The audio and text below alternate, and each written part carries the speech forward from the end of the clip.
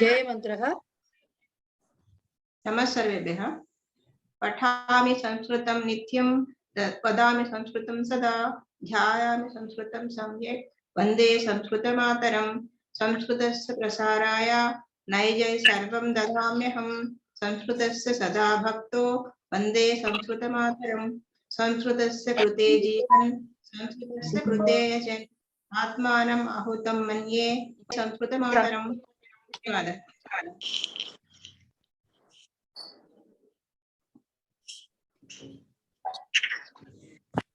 धन्यवादाः।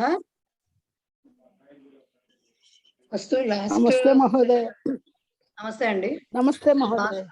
नमस्ते नमस्ते नमस्ते। लास्ट सेशन లో మనము బహువ్రీహి సమాసం చదువుకున్నాము చక్కగాను. ఇవాళ దాని కంటిన్యూషన్ గుర్తుంది కదా, బహువ్రీహి సమాసాలని ఎక్సర్సైజ్ కూడా చేసేసాం కదా మనము. ఎస్, అది కూడా అయిపోయింది. నెక్స్ట్ ఇవాళ నేర్చుకునేది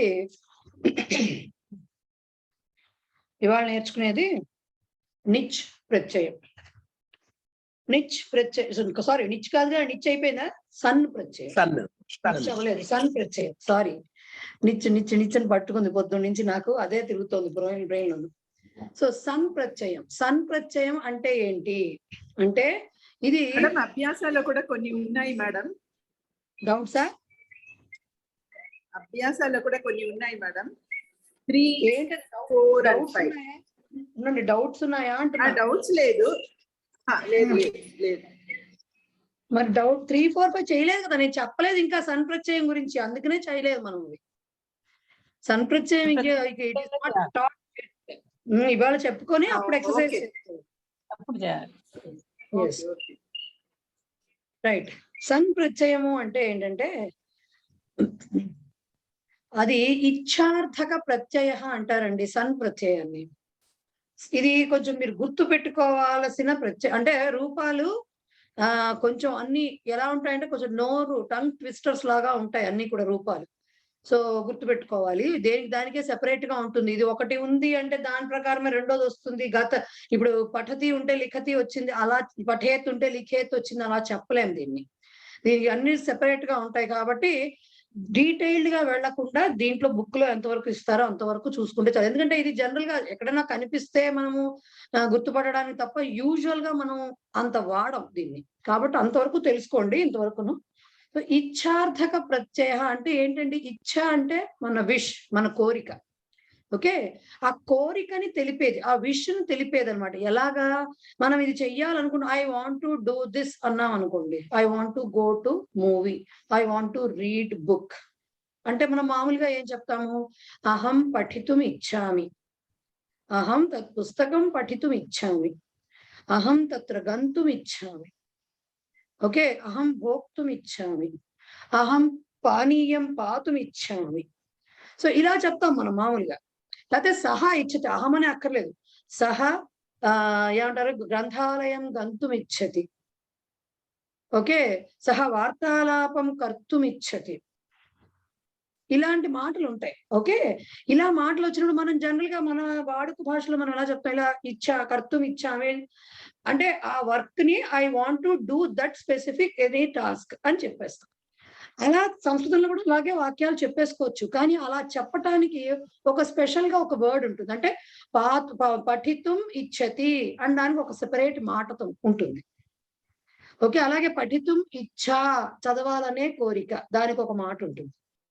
అలాగే అలా అన్ని దానికి కొన్ని సెపరేట్ గా అంటే స్పెషల్ మాటలు ఉంటాయి, స్పెషల్ వర్డ్స్ ఉంటాయి. సో ఆ వర్డ్స్ ని చెప్పేది, ఆ వర్డ్స్ ఎలా, ఆ రూపాలు ఎలా వస్తాయో చెప్పేది ఇచ్ఛార్థక సన్ ప్రత్యయ. సన్ ప్రత్యయం అనేది, ఈ సన్ అన్నామని మాటలో ఎక్కడో మనకి సన్ వినపడుతుందేమో అనుకుంటారేమో, పొర్రపాటును కూడా వినపడదు ఇక్కడ. బట్ దాన్ని సన్ ప్రత్యయం అంటారు. అంటే మాత్రం సన్ ప్రత్యయం అంటారు. ఇచ్ఛార్థక ప్రత్యయం అనమాట అది. ఆ మాట గుర్తుపెట్టుకోవాలి. నిచ్ ప్రత్యయం అనేది ప్రేరణార్థక ప్రత్యయం అయితే, సన్ ప్రత్యయం అనేది ఇచ్ఛార్థక ప్రత్యయం అవుతుంది. ఓకే, సో ఈ ఎలా వస్తాయి మాటలు అంటే, ఇప్పుడు పఠితుం ఇచ్చా అని మనం చెప్పుకున్నాం అనుకోండి, పిపఠిషా అంటారు దాన్ని. మాట దేనికి దానికి సెపరేట్ గానే ఉంటుంది, పిపఠిషా అంటారు. పఠితుం ఇచ్ఛ అంటే the desire of reading, that is called పఠితుం ఇచ్ఛ, చదవాలనేటువంటి కోరిక. అది నౌన్ కదా. సో పిపఠిష అంటారు దాన్ని.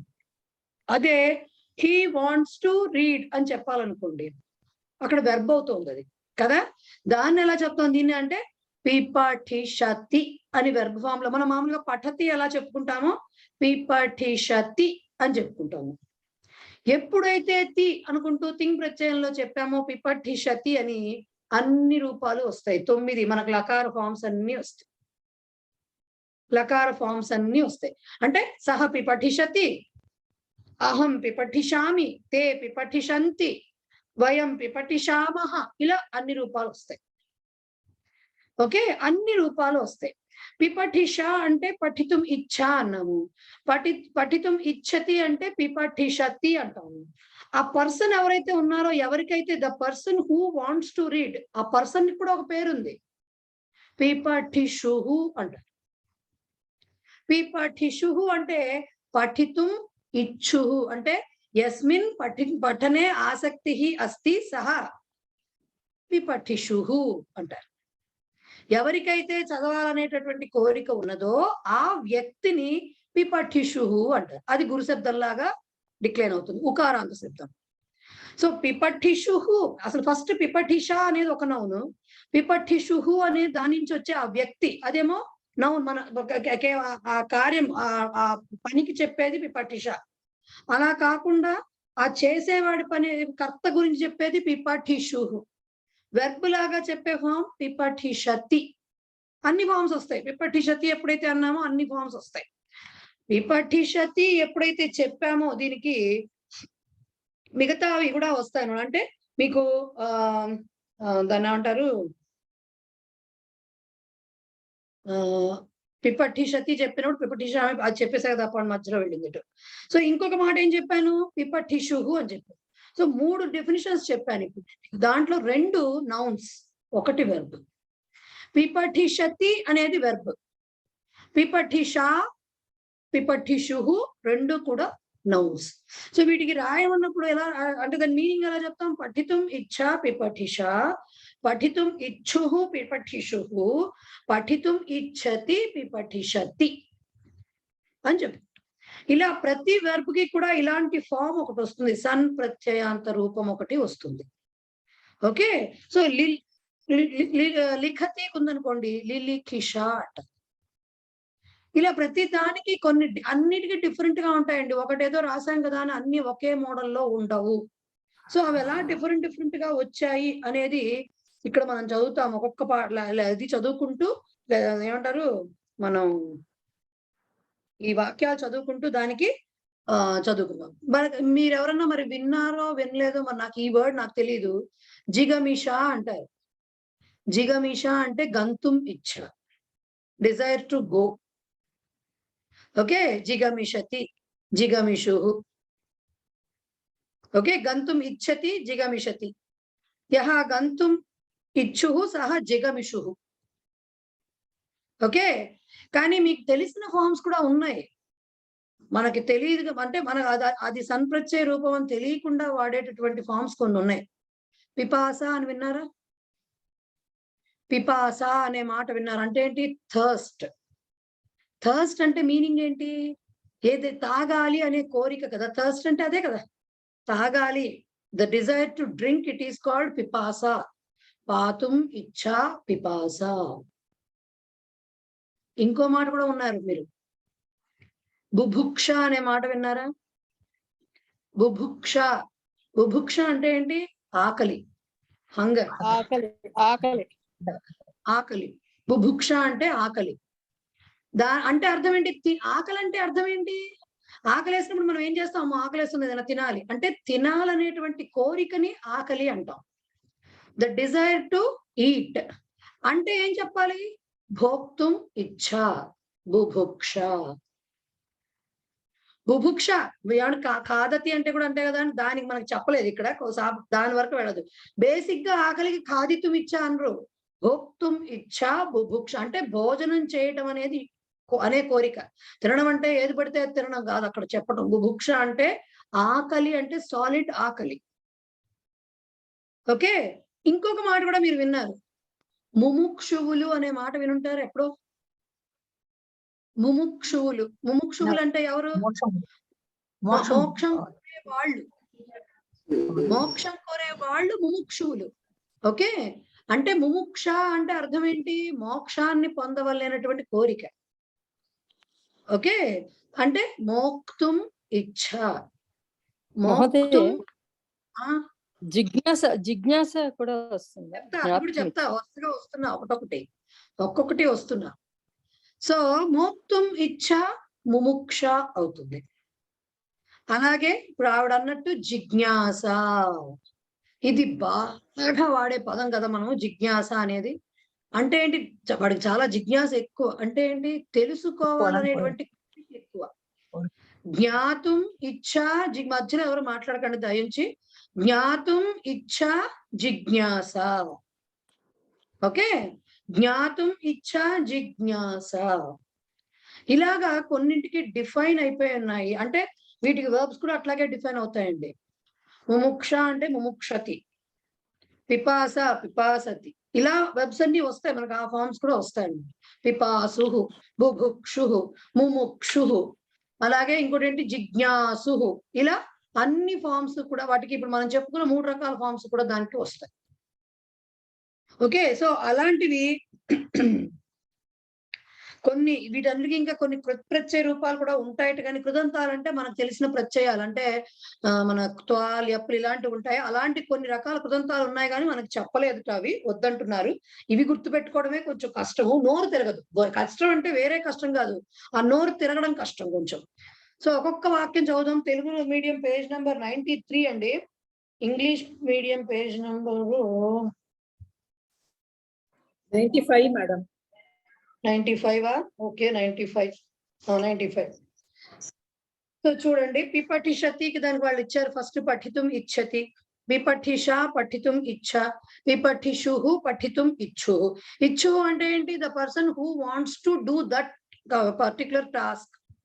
ఓకే, అదనమాట. రామస్య పిపఠిష అస్తి అంటే Rama has the desire to read. రామునికి చదవాలనేటువంటి కోరిక ఉన్నది. అలా కాకుండా ఇంకో రకంగా చెప్పాలనుకోండి, రాముడు చదవడానికి ఇష్టం కలవాడు అని చెప్పాలనుకోండి, దానికి ఇంగ్లీష్ లో చెప్పడం కష్టం. తెలుగులో చెప్పచ్చు, సంస్కృతంలో చెప్పచ్చు. ఓకే, అప్పుడు ఏం చెప్పాలి? రామః పిపఠిషు అంటే ఏంటి? దాని అర్థం పై వాక్యం అర్థమే. రామస్య పిపఠిష అస్తి, రామః పిపఠిషు. పిపఠిష అస్తి అంటే రాముడికి ఉంది, ఆ కోరిక ఉంది అని చెప్పడం, అది నౌన్ ఫామ్. పిపఠిషు కూడా నౌనే, కానీ ఇది ఒక పర్సన్ కి రిఫర్ అవుతున్నటువంటి నౌన్. ఓకే, రామః పిపఠిషతి అన్నాం అనుకోండి, రామః వార్తాపత్రికాం పిపఠిషతి అన్నారనుకోండి, అంటే పఠితుం ఇచ్చతి అని చెప్పు.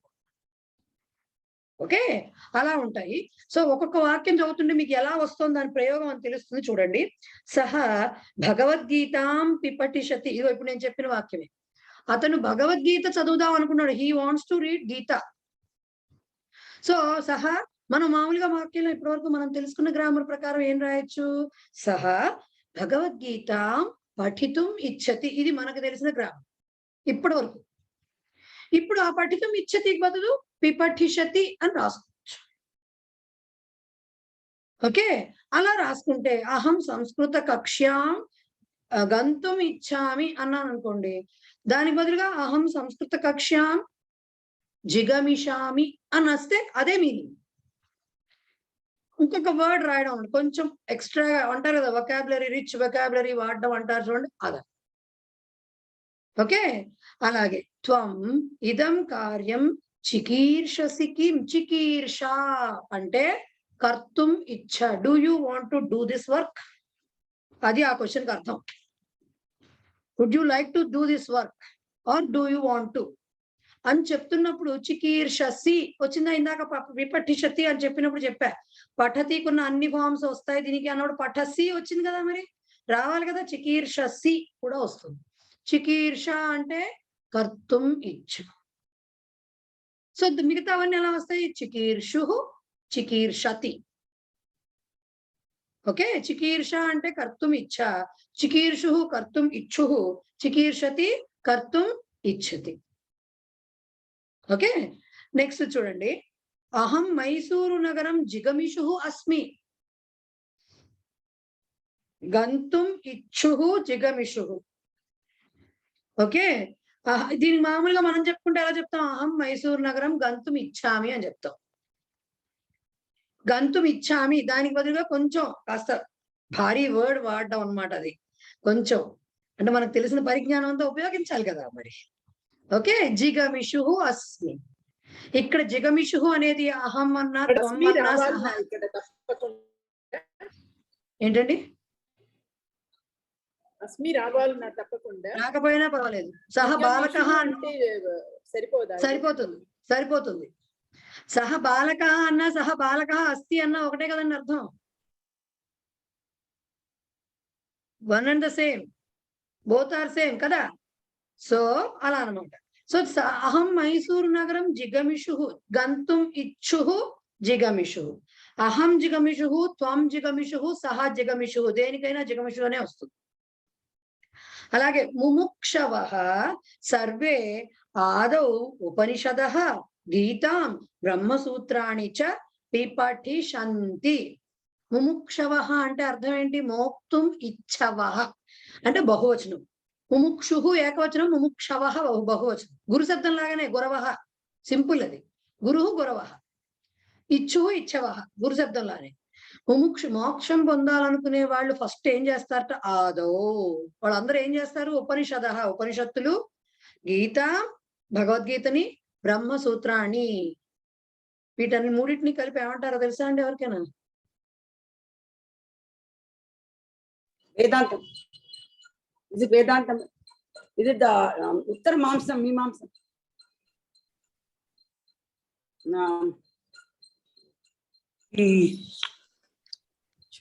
ప్రస్థానత్రయం అంటారు. ప్రస్థానత్రయం అంటే ఉపనిషత్, గీత, బ్రహ్మసూత్రాన్ని మూడింటిని కలిపి ప్రస్థానత్రయం అంటారు. ఓకే, ప్రస్థానత్రయం. ఇవన్నీ ఆ వేదాంతంలో ఒక్కొక్క స్టెప్పే కాదు, ఈ మూడింటిని కలిపి. అంటే అందుకనే అన్నారు కదా ఆదౌ అన్నారు కదా.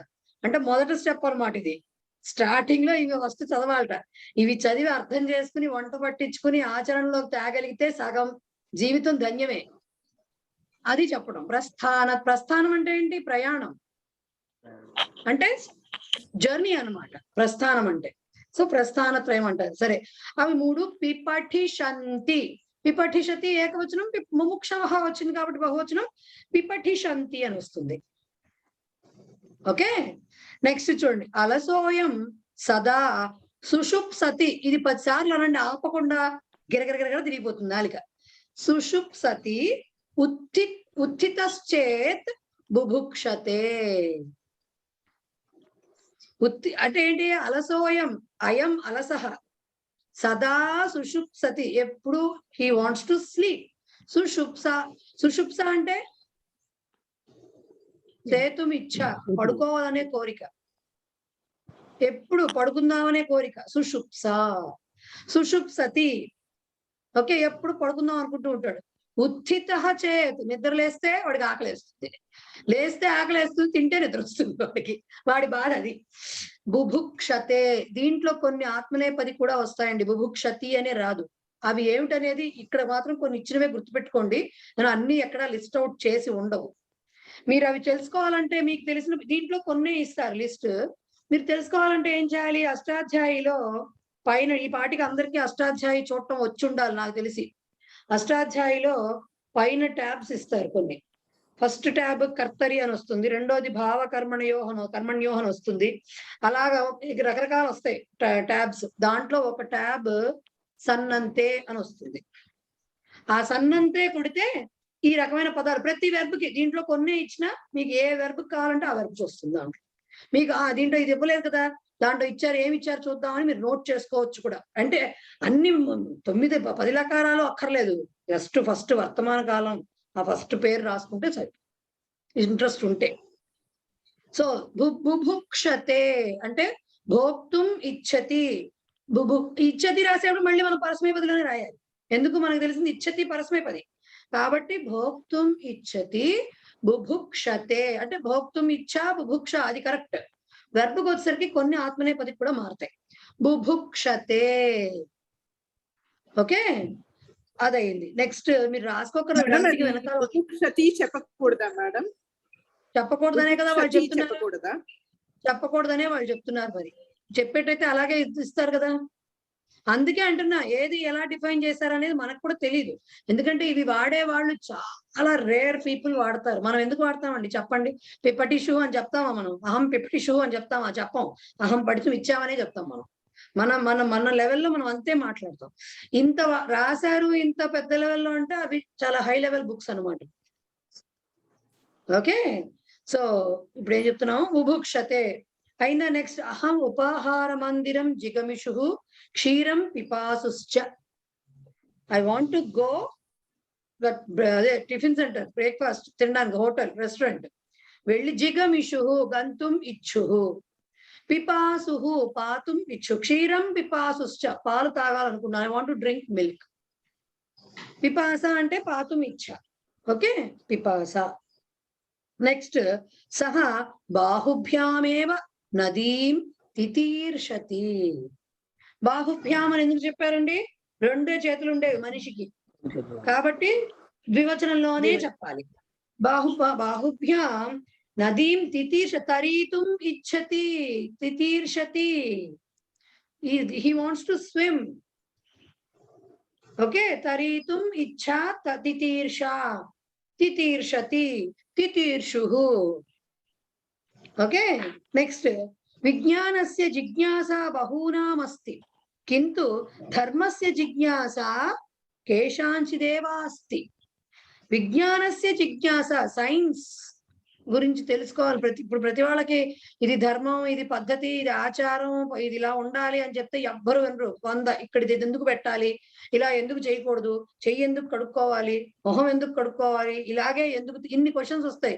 సైంటిఫిక్ గా వాళ్ళకి రీజన్ చెప్తే కానీ సైంటిఫికల్లీ ఇట్ ఈస్ ప్రూవ్డ్ అంటే కానీ ఎవరు నమ్మరు.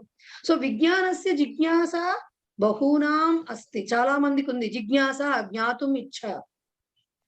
కింటు ధర్మస్య జిజ్ఞాస కేషాంచిత్ ఏవ అస్తి, కొంతమందికే ఉందట. ఫ్యూ. జిజ్ఞాస జ్ఞాతుం ఇచ్చ, జిజ్ఞాసతి. ఓకే, జిజ్ఞాసు.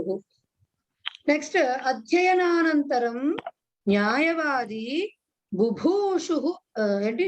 న్యాయవాది బుభూషు అస్మి. అధ్యయనానంతరం న్యాయవాది బుభూషు అస్మి.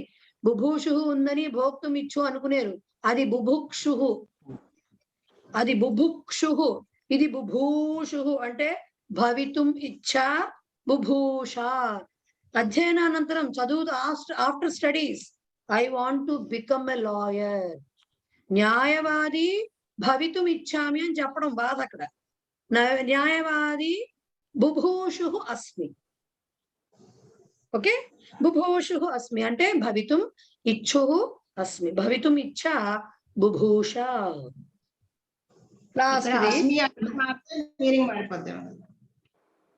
మరి అస్మి రాయకపోతే ఇక్కడ మరి అహం అని ఇవ్వలేదు కదా, అందుకని మారిపోతుంది.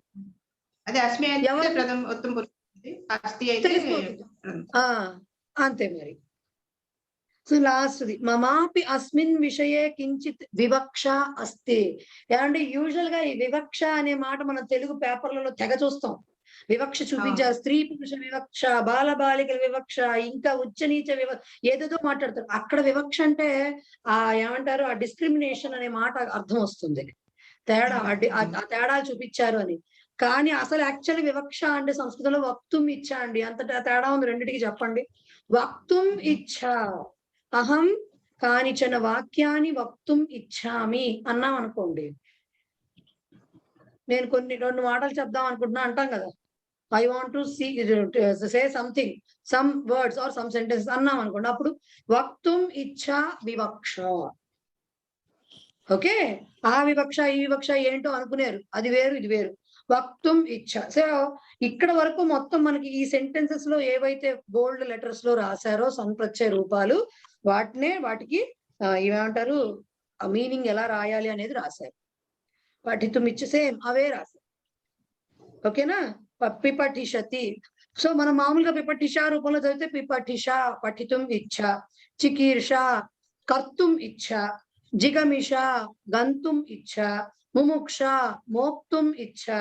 అలాగే సుషుప్స స్వప్తుం ఇచ్చ అన్న. స్వప్తుం అంటే కలగండం కాదండి, స్వపితి అనే వెర్బ్ ఉంది, దానికి మీనింగ్ నిద్రపోవడం, స్లీప్స్ అని అర్థం. స్వపితి అనే వెర్బ్ ఉంది, స్వపితి అంటారు. చూడండి స్వప్ప సుప్ ధాతు స్వప్ప పట్టి చూడండి ఎప్పుడైనా అష్టాధ్యాయులో తెలుస్తుంది, స్వపితి. సో స్వప్తుం ఇచ్చ అంటే కలగండం కాదు, it's not about dreaming, it is sleeping. Next బుభుక్ష భోక్తుం ఇచ్చ, మళ్ళీ జిగమిష పిపాస పాతుం ఇచ్చ, తితీర్ష తరీతుం ఇచ్చ, జిజ్ఞాస జ్ఞాతుం ఇచ్చ, బుభూష భవితుం ఇచ్చ, అలాగే వివక్ష వక్తుం ఇచ్చ. ఇందులో అంతమించి కష్టపడాల్సింది ఏం లేదండి సంప్రత్యయానికి. ఇంకా వెర్బ్స్ కొత్తవి వచ్చాయి, మీరు page number 96 Roman number 3 exercise లో చూడండి ఒకసారి. తెలుగు పేజ్ నెంబర్ 96, ఇంగ్లీష్ కూడా ఇంగ్లీష్ 97 ఒకసారి చూడండి. ఉదాహరణానుసారం రిక్త స్థానం పూరయత. ఉదాహరణ ఎలా ఇచ్చారు, పఠితుం ఇచ్చుహు అని ఇచ్చి పిపఠిషు పఠితుం ఇచ్చుహు అని అన్నారు. పిపఠిష అంటే పఠితుం ఇచ్చతి అన్నారు, విపఠిషతి పఠితుం ఇచ్చతి అని రాయాలి. సో చికీర్షుహుకి కర్తుం ఇచ్చుహు అని రాశారు. చికీర్షతికి ఏం రాయాలి, కర్తుం ఇచ్చతి. అన్నిటిగా ఇచ్చతి పెట్టుకుంటూ వెళ్తే చాలు, మనకు తెలియని కొత్త మాటలు వస్తాయి. చికీర్షుహు జిగమిషు గంతుం ఇచ్చుహు, జిగమిషతి గంతుం ఇచ్చతి, గంతుం ఇచ్చతి. దిత్సుహు అన్నారండి. దిత్సుహు అంటే డిజైర్ టు గివ్, దిత్స అంటే వాంట్స్, డిజైర్ టు గివ్. దాతుం ఇచ్చుహు దాతుం ఇచ్చతి, దిత్సతి దిత్సతి. ఇవి మాత్రం మీరు నోట్ చేసి పెట్టుకోండి అన్ని ఒక చోట, సో దట్ రిఫర్ చేసుకోవడానికి వీలవుతుంది. అలాగే విజిగీషుహు, జిగీషుహు ఉంది, విజిగీషుహు ఉంది, రెండు ఉన్నాయి. విజిగీషుహు అంటే విజేతుం ఇచ్చుహు, అలాగే జేతుం ఇచ్చుహు జిగీషుహు. ఓకే, విజిగీష అంటే విజేతుం ఇచ్చ, జేతుం ఇచ్చ అంటే జిగీష. ఓకే, అలాగే ఇది కొత్తదండి, చాలా వెరైటీగా ఉంటుంది అసలు. జిఘాన్సవః, జిఘాన్సవః అంటే బహువచనంలో ఉంది ఇది. జిఘాన్స అంటే హంతుం, హంతుం ఇచ్చ, హన్ ధాతు, హంతి అంటే చంపటం, టు కిల్, హంతుం ఇచ్చ. ఓకే, హంతుం ఇచ్చ, జిఘాన్స, జిఘాన్సుహు, జిఘాన్సవః, జిఘాన్సతి వెర్బ్. సో వాళ్ళు ఏమి ఇచ్చారు, జిఘాన్సంతి, జిఘాన్సంతి అని బహువచనంలోనే ఇచ్చారు, అంటే హంతుం ఇచ్చంతి. అడుగుతారండి ఇట్లా, ఇట్లా అడుగుతారు, అది ఇచ్చి ఇప్పుడు దీంట్లో ఎలా అయితే అడిగారో అట్లా అడుగుతారు క్వశ్చన్ పేపర్ లో. నెక్స్ట్ ఈప్సా అంటారండి. ఈప్సా అంటే కూడా కోరికే యాక్చువల్ గా, అది ఎలా అంటే పొందాలనే కోరిక, ఈప్సా. ఓకే, ఈప్సా అంటే ఆప్తుం ఇచ్చా, to get, Dzire to get, to attain, అట్లాంటిది అనమాట. ఆప్తుం ఇచ్చా ఈప్సా. అలాగే ఈప్సంతి, ఈప్సవః ఇచ్చారు అక్కడ, అంటే ఈప్సుహు, ఈప్సా, ఈప్సతి, ఈప్సవః బహువచనం, ఆప్తుం ఇచ్చంతి. ఓకే, ఈప్సంతి అంటే కూడా అదే రాస్తాం, అది ఇచ్చవః, అది ఇక్కడేమో ఇచ్చంతి రాస్తాం.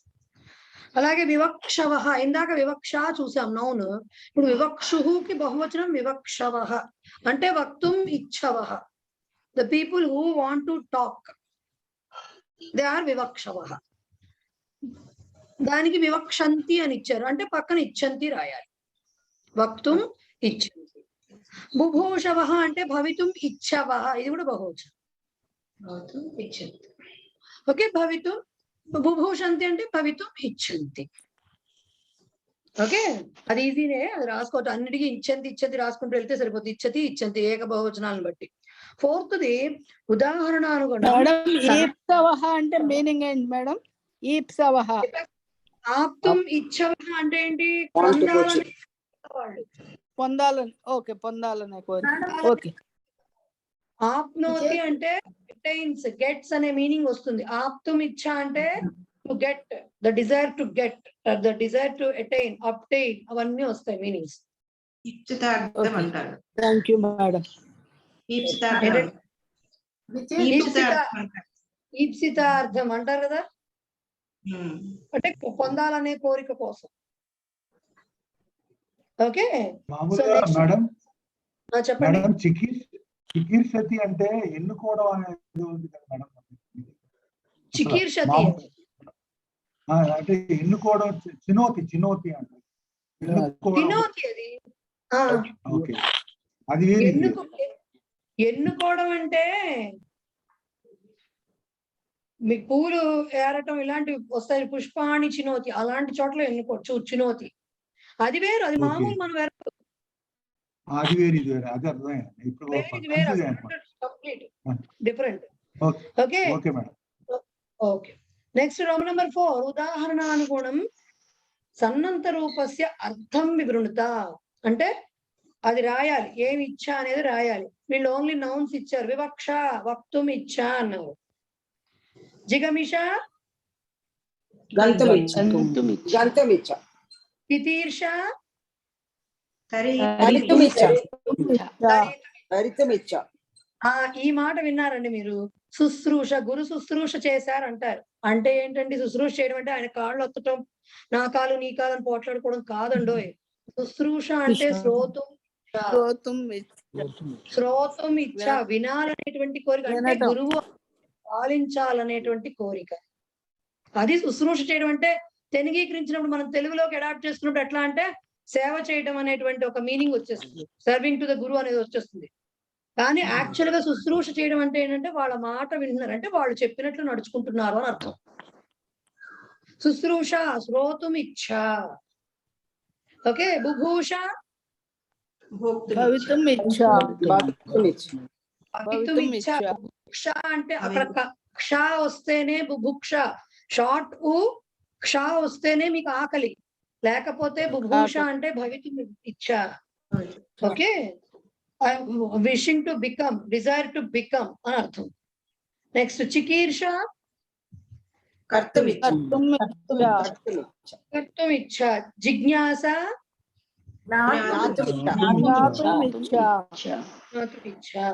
జిగీష, జేతుం ఇచ్చ. పైన విజిగీష వచ్చింది కదా, అక్కడ విజేతం. జిగీష అంటే జేతుం.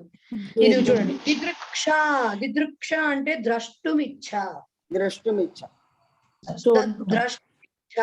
మీరు కరెక్ట్ గా నిజంగా కనుక కొద్దిగా అబ్జర్వ్ చేస్తే ధాతువులు మధ్యలో లెటర్ లో ఉంటాయి. జిగమిషాలో గమ్, తితీర్షాలో తరతిలో తృ ధాతువు, అది ఆ తృ కాస్త తీర్ అవుతుంది. అలాగే శుశ్రూషాలో శృణోతి, బుభూష, భవతి, భూధాతు అంటామా లేదా దాన్ని? నెక్స్ట్ చూడండి, చికీర్షాకి కృ ధాతువు కీర్ అవుతుంది, తృ ధాతువు తీర్ అయినట్టుగా. అలాగే జిగీషాకి చూడండి, జాతం కాదు, జేతుం ఇచ్చ. ఓకే, దిదృక్ష కూడా దృ వస్తుంది మధ్యలో, ద్రష్టుం ఇచ్చ. ఓకే, నెక్స్ట్ పిపాస, పాధాతువు, ముక్ష, ముచ్చు కదా, ముంచతి, అది ధాతువు దాన్ని. సో మోక్తుం ఇచ్చ. ఓకే, సో అది మీకు అది రోమన్ నెంబర్ 4. Roman number 5. ఉదాహరణానుసారం ద్వితీయం తృతీయం చ పదం లిఖిత. ఏమీ లేదు, వెర్బ్ ఇచ్చారు, నౌను, 2 రకాల నౌన్స్ రాయాలి, పర్సన్ నౌన్ ఇది 2 రాయాలి. సో చికీర్షతి, కర్తుం ఇచ్చతి, చికీర్షతి, చికీర్ష, చికీర్షు. ఇక కొత్తది వచ్చింది, గ్రహీతుం ఇచ్చతి. చూడండి, జిఘృక్షతి, జిఘృక్షతి. ఇవి ఎవరు చెప్పండి?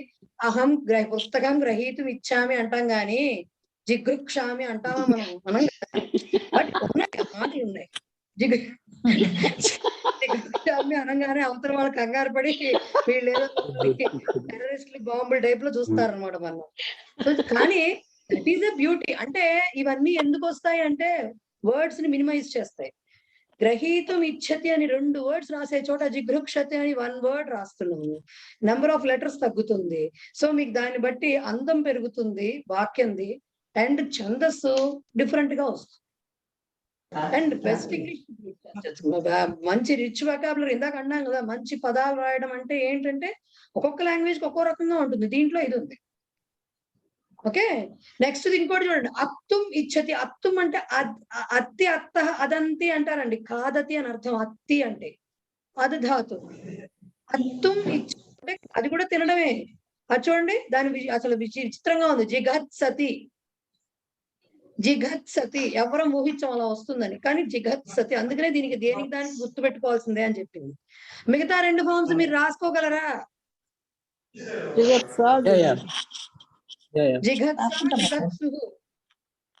ఓకే, ఎలా ఆన్సర్స్ ఉన్నాయిగా. జిఘత్స, జిఘత్సు. పైన కూడా జిఘృక్ష, జిఘృక్షు. నెక్స్ట్ జేతం ఇచ్చతి రాసాం మనం. జిగీషతి, జిగీష, జిగీషు. నెక్స్ట్ చూడండి, ప్రష్టుం ఇచ్చతి అంటే wants to question, wants to ask. ప్రష్టుం ఇచ్చతి అంటే దానికి ఎలా చెప్పారు? పిపృచ్ఛిషతి. ఇది అనండి, ఎవరన్నా చెప్తా, నేను అందరు తలసి పలకని చూస్తా. నేను పిపృచ్ఛిషతి.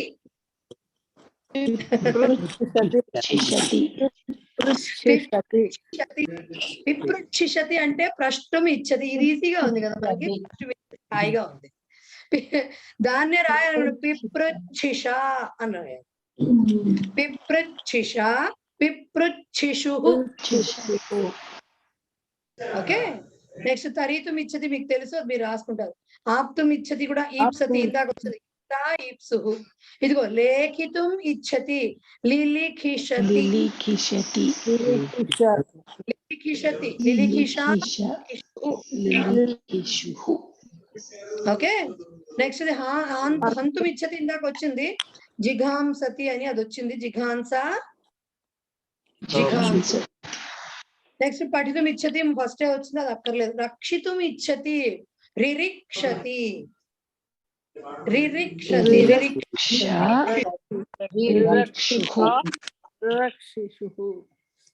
రిరిక్ష, రిరిక్షిష, సారీ రిరిక్షిష, అది. ఓకే, అర్థమైందా? ఓకేనా? దీనికి ఇప్పుడు లెసన్ ఎండింగ్ లో కూడా దీనికి సంబంధించిన ఎక్సర్సైజ్ ఉంది. ఒకసారి తీయండి, చూపించేస్తాను అది కూడా.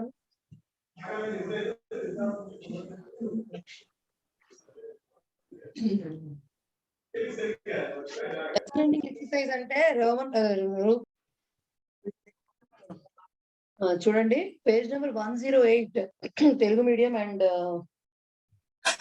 110 పేజ్ నెంబర్ ఇంగ్లీష్ మీడియం. దాంట్లో మీరు చూస్తే రోమన్ నెంబర్ 2, ఇప్పుడు మళ్ళీ ఒకసారి ఫస్ట్ కింద రోమన్ నెంబర్ 3 చూడండి. తితీర్షవ, తరీతుం ఇచ్చవ. తితీర్షంతి అంటే రాసేస్తారు కదా, తరీతుం ఇచ్చంతి. ఇచ్చంతి. జిఘృక్షవ, గ్రహీతుం ఇచ్చవ. జిఘృక్షంతి, ఇచ్చంతి. జిఘత్సవ, జిఘత్సవ సేమ్ ఇందాక వచ్చింది. అత్తుం ఇచ్చవ, జిఘత్సవ. ఓకే, అత్తుం ఇచ్చవ. అలాగే జిఘత్సంతి, అత్తుం ఇచ్చంతి. అలాగే తర్వాత కొత్తది వచ్చిందండి, నినీషవ. నీ ధాతువు నినీషవ, నేతుం ఇచ్చవ. ఓకే, నేతుం ఇచ్చవ, నినీషవ. నినీషంతి అంటే నేతుం ఇచ్చంతి. నినీష, నినీషు. ఓకే, అర్థమైందా? మీనింగ్ మేడం, ఏం మీనింగ్ నేతుం అంటే? నయతి, నేతుం అండి. నయతి, నేతుం. తుమున్ ప్రత్యయం మర్చిపోయారు. నయతి, నేతుం. నయతి, నేతుం. ఓకే, అందుకనే నీ ధాతు అన్న. నెక్స్ట్ జ్ఞాతుం ఇచ్చ, జిజ్ఞాస. జిజ్ఞాసంతి, జిజ్ఞాసతి, జిజ్ఞాస, జిజ్ఞాసు అన్ని వస్తాయి. ఓకే, అయింది కదా సన్ ప్రత్యయం? అర్థమైంది కదా అందరికి? అయితే ఒక్కసారి బహువ్రీహికి వెళ్ళిపోయిన పైన ఎక్సర్సైజ్ చూడండి. నెంబర్ 2 రోమన్ నెంబర్ పైన ఎక్సర్సైజే. విగ్రహవాక్యాన్ని లిఖిత్వా సమాస ప్రభేదం నిర్దిశత. ధనుష్పాణి, అది అర్జునకి విశేషణ పదం. ఎలా చెప్తారు? ధనుష్పాణి ధనుః పాణౌ యస్య సహ. ప్రాణౌ యస్య సహ. పాణౌ యస్య సహ. ఏమవుతుంది అది? వ్యధికరణ. వ్యధికరణ బహువ్రీహి. ధనుః పాణౌ ప్రథమ సప్తమి. వక్రపుచ్చ అంటే వంకరగా ఉన్న టెయిల్ కలవాడు. వక్రం పృచ్ఛం యస్య సహ. వక్రం పుచ్చం యస్య సహ. వక్రం పుచ్చం పృచ్ఛం పుచ్చం యస్య అంటే సహ. టెయిల్ అండి. పుచ్చం నపుంసకలింగ శబ్దం. సమానాధిక కరెక్ట్. వక్రం పుచ్చం యస్య సహ వక్రపుచ్చ శునకః. అది కుక్కతో ఒక వంకర అంటాం కదా, అదనమాట. సో సమానాధికరణం. సుందర బాహు దేవః. సుందరౌ బాహు బాహులు, చేతులు, కాళ్ళు ఇలాంటివి వచ్చినప్పుడు ద్వివచనం చెప్పాలి కాబట్టి సుందరౌ. బాహు సుందరౌ శబ్దానికి బాహు. బాహు బాహవః. సో బాహు అని దీర్ఘం వస్తుంది.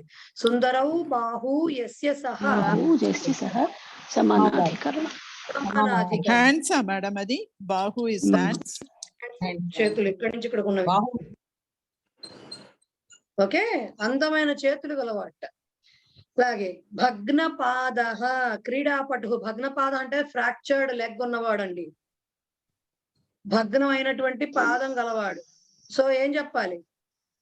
భగ్నః భగ్నః పాదౌ. పాదః భగ్నః పాదః యస్య సహ. ఇది సమానాధికరణం. ఇది వచనంలో చెప్పొచ్చు, ఏకవచనంలో కూడా చెప్పొచ్చు. కాళ్ళు విరిగేటప్పుడు రెండు విరగక్కర్లేదు కదండి, ఒకటి కూడా విరగచ్చు. కాబట్టి ఇక్కడ పాదం వచ్చినా కూడా సుందర బాహువు అది రెండు చేతులకి ఒక చెయ్యి అందంగా ఉండి ఇంకో చెయ్యి అందంగా ఉండకపోవడం అనేది ఉండదు. కానీ పాదాలు ఒక కాలు విరిగి రెండో కాలు పాపం బానే ఉంది, వాడికి రెండో కాలు కూడా ఎందుకు విరగొట్టడం, అందుకని ఏకవచనంలో రాసుకుందాంలేండి మనం. భగ్నః పాదః యస్య సహ భగ్న. సమానాధికరణ. కలుషిత హృదయః దుర్జనః. కలుషితం కలుషితం హృదయం యస్య సహ సమానాధిక. సమానాధికరణం. కలుషితం హృదయం. హృదయం నపుంసకలింగ శబ్దం. సో కలుషితం హృదయం యస్య సహ కలుషిత హృదయ. స్మిత వదనః. స్మిత అంటే సుస్మిత అంటాం, అంటే మందస్మిత అంటాం, అంటే చక్కటి నవ్వు గలది అని. స్మిత అంటే చిరు మందహాసం అంటారే అదనమాట. మంచి నవ్వు గలది అని, చక్కటి నవ్వు గలది. ఇదేమన్నా స్మిత వదన నవ్వు ముఖం గలది అంటే గలవాడు, ప్రసన్న ముఖం గలది. ఏం చెప్పాలి? స్మితం వదనం యస్య సహ. స్మితం వదనం యస్య సహ. కరెక్ట్. లంబోదరః. సమానాధిక. సమానాధికరణం. లంబోదరః. లంబం లంబం సహ. ఉదరః యస్య సహ గణపతి. లంబం ఉదరం యస్య సహ. అది లంబం ఉదరం యస్య సహ లంబోదరః గణేశః. సమానాధికరణం. అలాగే Big stomach. సశరం. సరేణ సహ వర్తతే. సరేణ అక్కడ ఏమన్నారంటే ధనుహు అన్నారు. సరేణ సహ వర్తతే ధనుహు అంటే ససరం ధనుహు. ధనుహు అనేది షకారాంత శబ్దం అండి. సకారం షకారం రెండు చెప్తూ ఉంటారు. నపుంసకలింగ శబ్దం అది. ధనుహు ధనుషి ధనుంషి అని చెప్తారు దానికి చెప్పటం. ఓకే, సో అది నపుంసకలింగం. ధనుహు ఉందని గురుహు లాగా చెప్పారు కాదు. ధనుహు ధనుషి ధనుంషి అంటారు. సో సశరం ధనుహు అంటే బౌ విత్ యారో అని అనమాట. సో సరేణ సహ వర్తతే ఇది ఎవరు? ధనుహు. ఏంటిది సమాసం? షష్ఠీ సహ పూర్వ తృతీయ తత్పురుష. తత్పురుషం లేదండి, ఇప్పుడు మనం బహువ్రీహి చదువుకుంటున్నాం. అది సరే. సహ పూర్వపద అంటే ఇక్కడ ససరం అని చెప్పేది సరైన అది ధనుహుకి విశేషణ పదం, బహువ్రీహి కిందే చెప్పాలి. బహువ్రీహికి చెప్పండి. ఓకే. సో సరైన సహ వర్తతే ఇది ధనుహు. సో అది బహువ్రీహి. క్లియరా అండి ఇంతవరకు? మేడం కలుషిత హృదయ దుర్జన bad hearted bad people. Bad person, bad హృదయం, బ్యాడ్ హార్టెడ్ పర్సన్. కలుషిత హృదయ అంటే అర్థం the person who has bad heart. Okay, right. So మళ్ళీ నేను అందరినీ మ్యూట్ చేస్తున్నా, ఇక్కడికి క్లియర్ అయిపోయింది కాబట్టి. Next. ఇది లాస్ట్ సెంటెన్స్. చెప్పండి. సరైన సహితం అన్నాడండి. సహితం అనకుండా చెప్పండి. సహవర్తతే అనొచ్చు కదా. సహవర్తతే కొనుక రెండు మనం అలాగే చదువుకున్నాం. రామేణ లక్ష్మణేన సహవర్తతే ఇది అని చదువుకున్నాం మనం. కరెక్ట్. కాబట్టి మనం సహవర్తతే అని రాసుకోవచ్చు, అలా రాసుకోవచ్చు, ఇలా కూడా రాసుకోవచ్చు. ఓకే. నెక్స్ట్ సుభాషితాని పేజ్ నెంబర్ 97 తెలుగు, సుమారుగా అటు ఇటుగా ఇంగ్లీష్ కూడా అక్కడే ఉంటుంది. 95 ఏదో ఉంటుంది.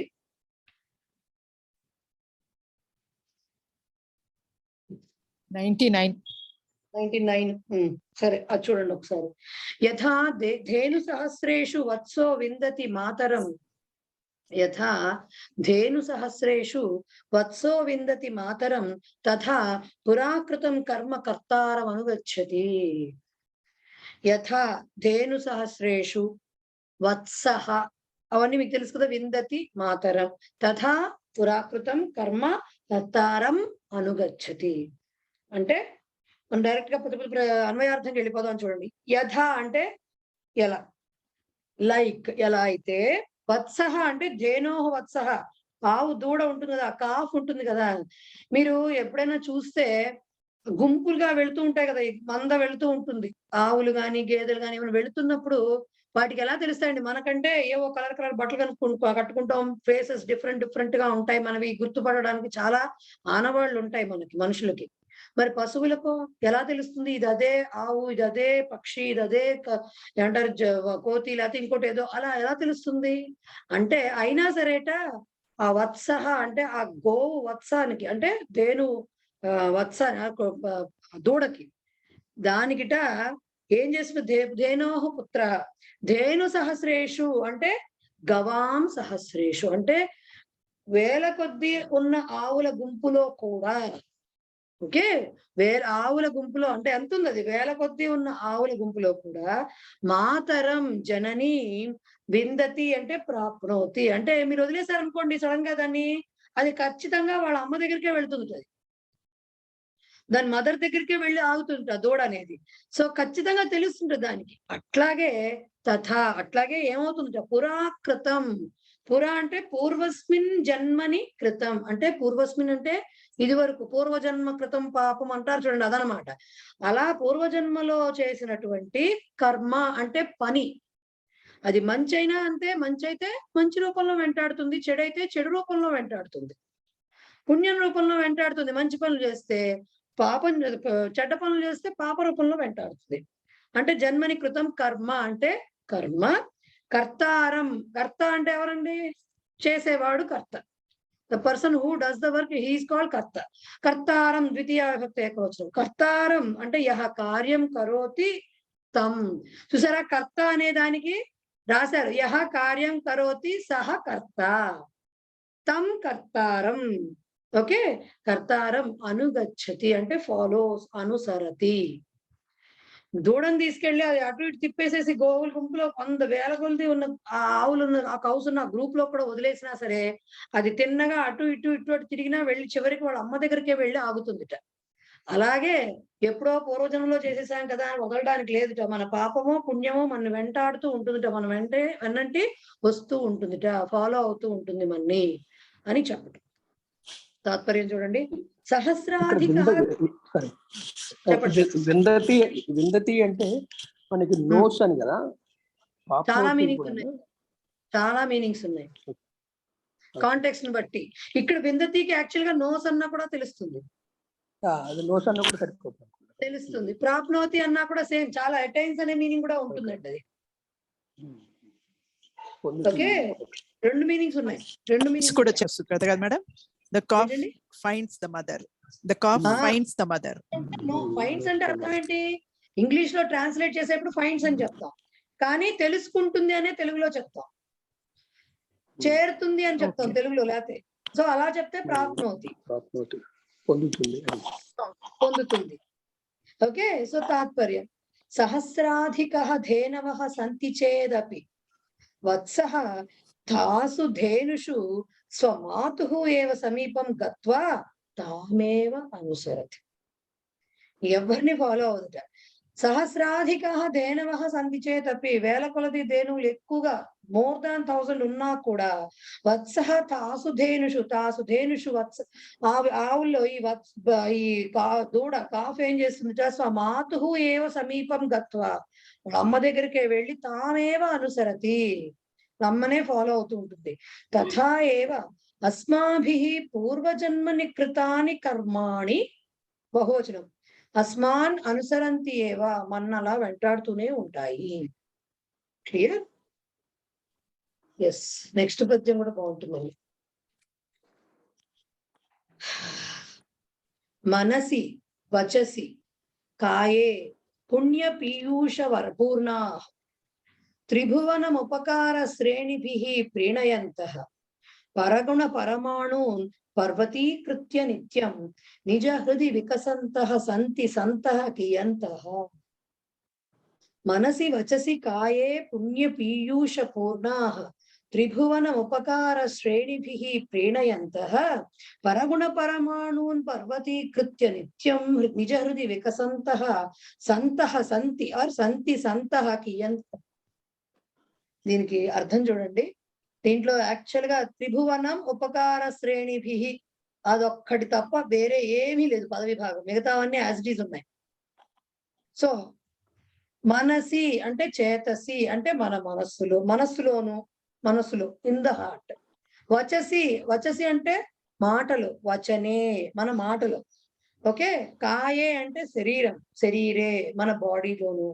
మనసా వాచా కర్మణ అంటాం చూడండి మనం. అట్లా మనసు ద్వారా, మాట ద్వారా, శరీరంలో కూడా అవన్నీ ఎలా ఉన్నాయట, పుణ్య పీయూష పూర్ణ. పీయూషం అంటే అమృతం. ఏమని చెప్తున్నారు? పుణ్య పీయూషం అంటే పుణ్యరూప అమృతం. అంటే పుణ్యం అనేటటువంటి ఆ అమృతంతో పూర్ణాహ, పుణ్యరూపేణ అమృతేన పరిపూర్ణాహ, ఫిల్డ్ విత్ పుణ్యం. అమృతం కాల్డ్ పుణ్యం. అమృతం ఎలాంటి అమృతం? పుణ్యం అనేటటువంటి అమృతంతో మనసు, మాట, శరీరం కూడా నిండిన వారయ్యుండి, అలాగే అమృతమూర్తులు అంటాను చూడండి, అదనమాట.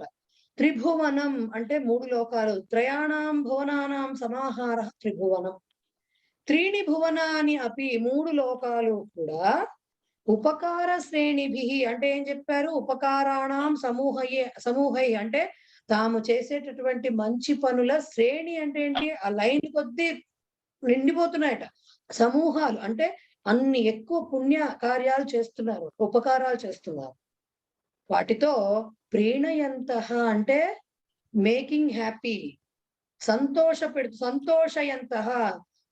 పెడుతున్నారు అందరినీ. అలాంటి వాళ్ళు ఇంకా ఏంటి?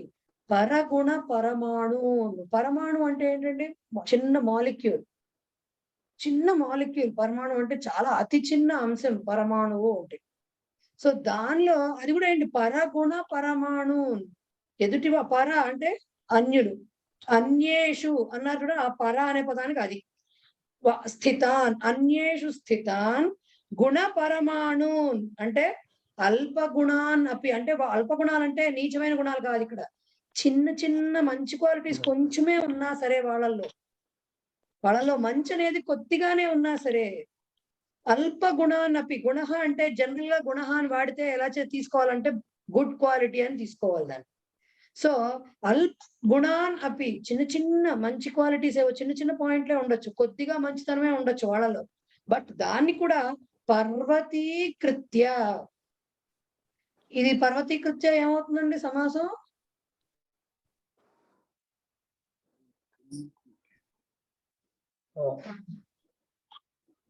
గతి సమాసం. స్వచ్ఛీకృత్య, సరళీకృత్య, శుక్లీకృత్య అని చదువుకున్నాం కదా. అసరళం సరళం కృత్వ అంటే ఏంటి? ఇక్కడ పర్వతంగా లేదు, ఇది వరకు పర్వతంగా లేదు అంటే వాళ్ళలో అల్పంగా ఉంది, దాన్ని పర్వతంగా చేసి చూస్తారట. అంటే గోరంతలు కొండంతలు చేసి దేన్ని అలా ఎప్పుడు చూస్తారు? ఎదుటి వాళ్ళలో ఉన్న మంచి కొద్దిగానే ఉన్నా దాన్ని మౌంటైన్ సైజ్ లో వీళ్ళు చేసి, వాడు ఎంత గొప్పవాడో, వాళ్ళు అంత మంచి, వాళ్ళ ఉండేది ఇంతే 1% గుడ్నెస్ ఉంటుంది, కానీ వాళ్ళు 100% చేసి చూపిస్తారట. వాళ్ళు అలా చూడగలుగుతారట. అంటే ఎదుటి వాళ్ళలో మంచిని తప్ప చెడును పట్టించుకోరు వాళ్ళు. వాళ్ళలో ఉన్న మంచే వాళ్ళకి కావాలి. అది కొద్దిగా అయినా కానీ చంద్రుడికో నూలుకో అంటారా ఆ టైప్ లో కొంచెమే కావచ్చు, బట్ దాన్నే వాళ్ళు బాగా ఎగ్జాజరేట్ చేసి చెప్తారు. పర్వతీకృత్య పర్వత సదృశాన్ కృత్య చిన్న గుణాలను కూడా పెద్దగా చేసి నిజ హృది అంటే నిజ అంటే సెల్ఫ్, హృది అంటే మనస్సులో, నిజ హృది స్వస్య మనసి తన మనస్సులో వికసంత అబ్బవాడు ఎంత మంచివాడు, వాళ్ళు ఎంత మంచి క్వాలిటీ ఉంది, ఉండేది చిన్న ఇంత ఆవగింజ అంత ఉంటుంది వీడు, కానీ వీళ్ళు పర్వతం అంతా ఊహించుకుని అబ్బవాడు ఎంత మంచివాడు అని వాళ్ళకి వాళ్ళే సంతోషిస్తూ ఉంటారట. ఏంటది వికసంత సంతోషం ప్రాప్నువంత అబ్బవా అంటే వాళ్ళ ఆనందం ఎలాంటిది, అవతల వాడిలో మంచిని చూసి పొందేటటువంటి ఆనందం అన్నమాట వీళ్ళకి. వాళ్ళు అంత మంచి క్వాలిటీ ఉంది, ఎంత మంచివాడు వాడు అని వీళ్ళకి వీళ్ళే సంతోషిస్తూ ఉంటారట. చూడండి, మనకి ఎవరైనా మంచి వ్యక్తుల్ని కలిసి వచ్చినప్పుడు మనసులో అదొక రకమైన సాటిస్ఫాక్షన్ ఉంటుంది మన మనసులో, అలాంటిది పొందుతూ సంతోషిస్తూ ఉంటారట. అలాంటి వాళ్ళు, అలా సంతోషం పొందే వాళ్ళు సంతః సత్పురుష, అలాంటి సత్పురుషులు కియంతః అంటే కతి సంఖ్యాకా ఎంతమంది, కతి సంఖ్యాకా సంతి ఎంతమంది ఉన్నారండి ఇవాళ రేపు ప్రపంచంలో. అవతల వాడు ఏ తప్పు చేస్తాడా దాన్ని భూతద్దంలో పెట్టి దాన్ని ఎంత ద్విగుణీకరించి అంటే డబల్ ట్రిపుల్ కూడా చేసి దాన్ని వాడు నిజంగా అంత ఇంటెన్షన్ ఉందో లేదో తెలియదు, కానీ వీళ్ళు మాత్రం అంతా అనేసుకుంటూ ఉంటారు చూసారు.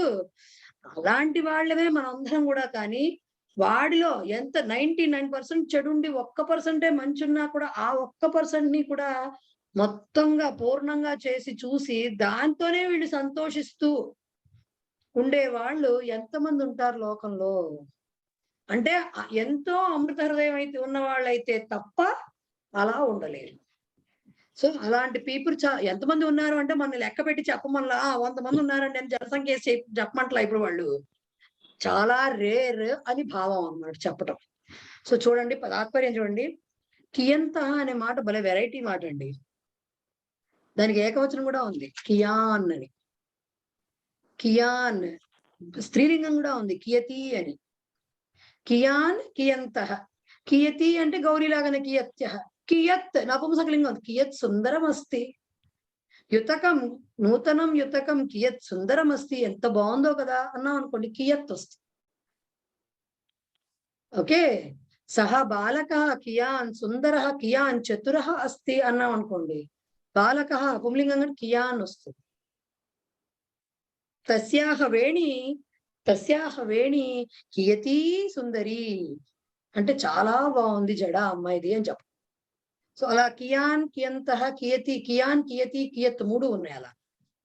ఓకే, సో నెక్స్ట్ తాత్పర్యం, సజ్జనానాం స్వభావం వర్ణయతి కవి, వాళ్ళ నేచర్ ఎలా ఉంటుందో వర్ణిస్తున్నారట. సత్పురుషాణ వచాంసి, వచః వచసి వచాంసి, ఇది కూడా నపుంసకలింగ శబ్దం. మనాంసి మనః మనసి మనాంసి, శరీరాణి చ అమృతేన పూర్ణాని భవంతి, వాళ్ళు మొత్తం అమృతప్రాయులుగా ఉంటారట. వాళ్ళు మొత్తం అంటే అమృతం అంటే ఏంటండి, మరణం లేనిది అంటే ఏంటి, చాలా మంచితో కూడుకున్నటువంటిది. ఓకే, తాదృశేన అమృతపూర్ణేన విశేష భావం వచ్చేసింది. వచనేన చేతసా, మనసా లాగా చేతసా, శరీరేణ చ తే సజ్జనాః ఉపకార సహస్రేణ, వాళ్ళ ఉపకారాలతో వాళ్ళు మంచి చేస్తూ ఉంటారు ఎప్పుడు. లోకే స్థితానాం సర్వేషాం జీవినాం అపి హితం ఆచరంతి, వాళ్ళు చేసే ప్రతిదీ కూడా పని అవతల వాళ్ళ మేలు కోసం ఉంటూ ఉంటుంది. అలా ఎన్నో ఉపయోగాలు వాళ్ళ ఉపకారాలు చేస్తూ ఉంటారట వాళ్ళు.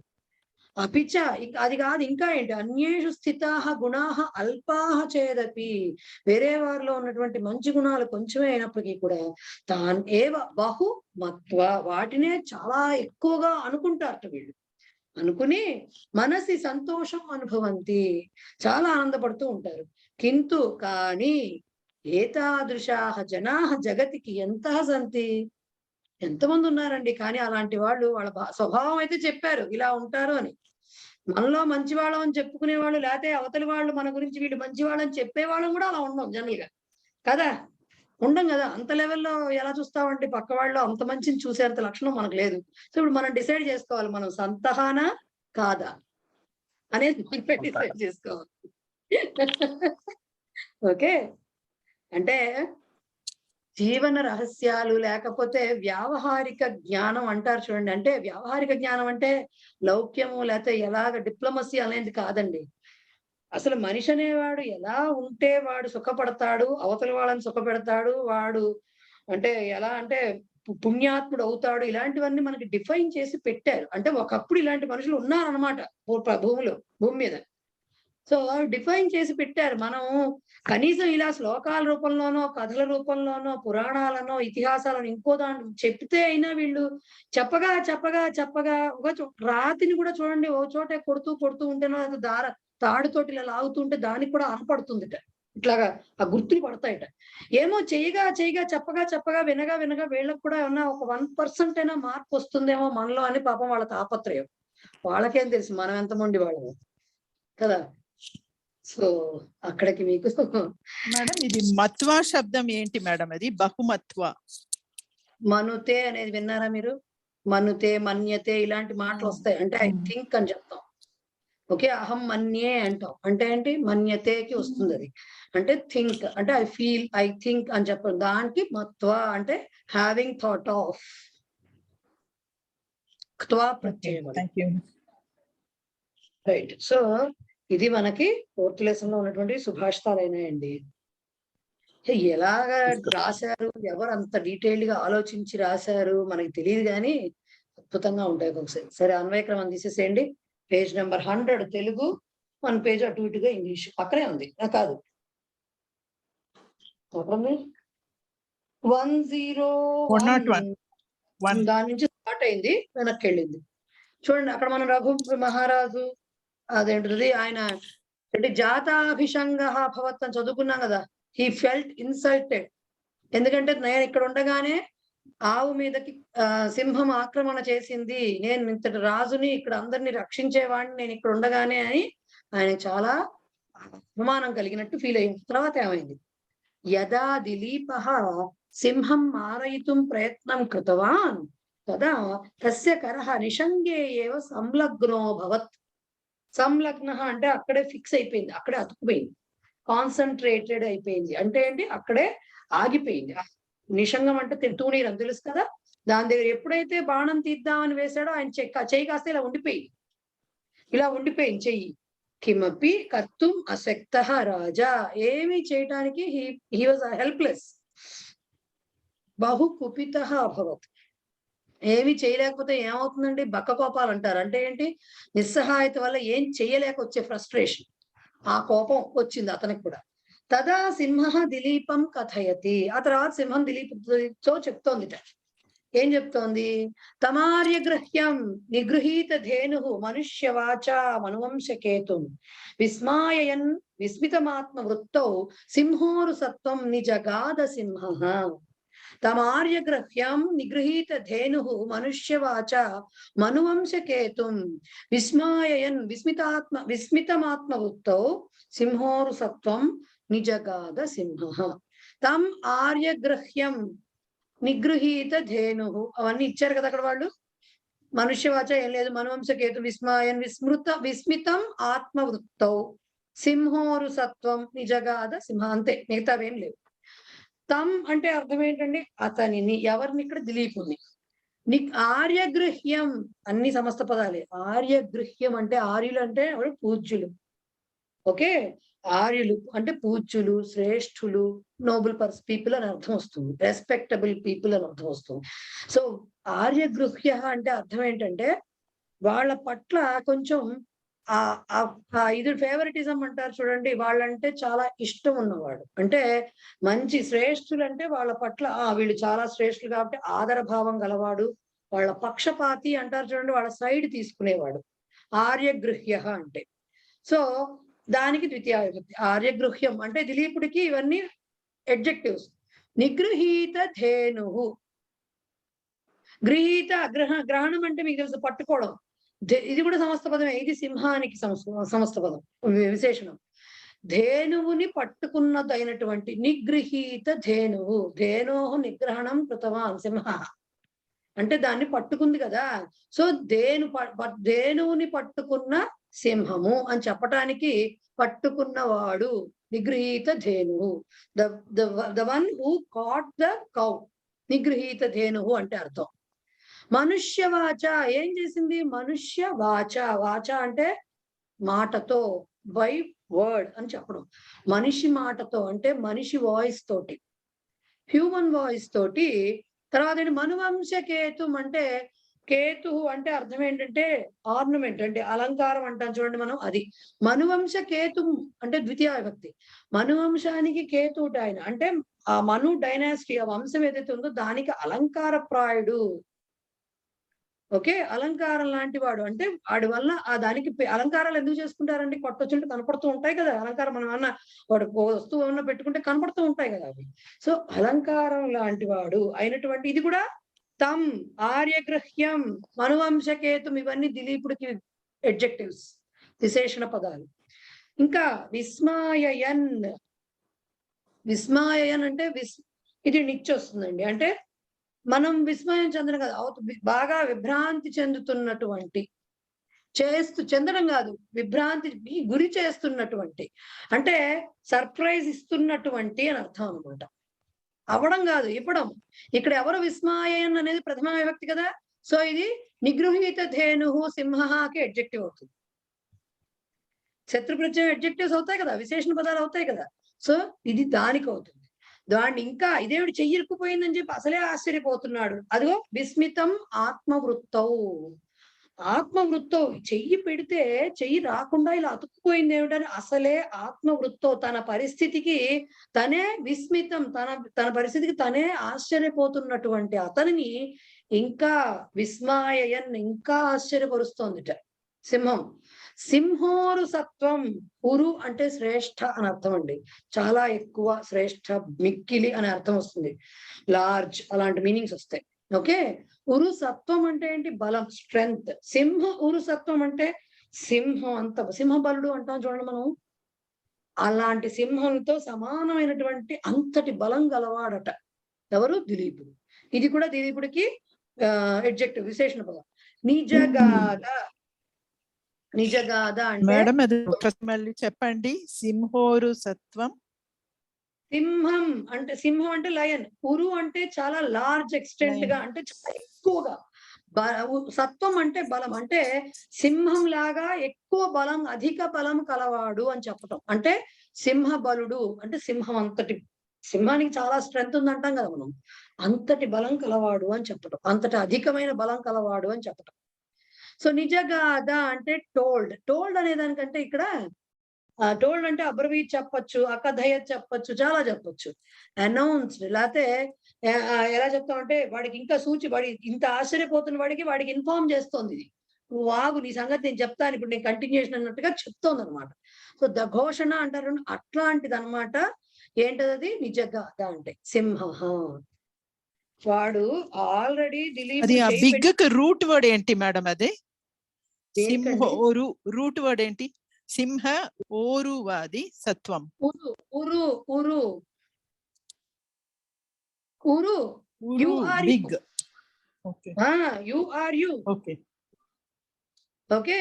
సో ఎప్పుడైతే ఈయన చెయ్యి పెట్టి బాణం దిద్దాం అనేసరికి చెయ్యి ఎత్తుకుపోయింది, ఆల్రెడీ హీ వాజ్ షాక్. అలాంటి షాక్డ్ పర్సన్ ని ఇంకా షాక్ కు గురి చేస్తూ, అవాక్కయ్యారా టైప్ లో ఇంకా షాక్ కు గురి చేస్తూ ఏం చేసింది? ఎవరు? ఎలాంటి వాడు ఆయన? మనువంశ కేతుడు, మనువంశానికి అలంకార ప్రాయుడు. అట్లాగే ఆ శ్రేష్ఠులు, మంచి వాళ్ళ పట్ల పక్షపాతం గలవాడు.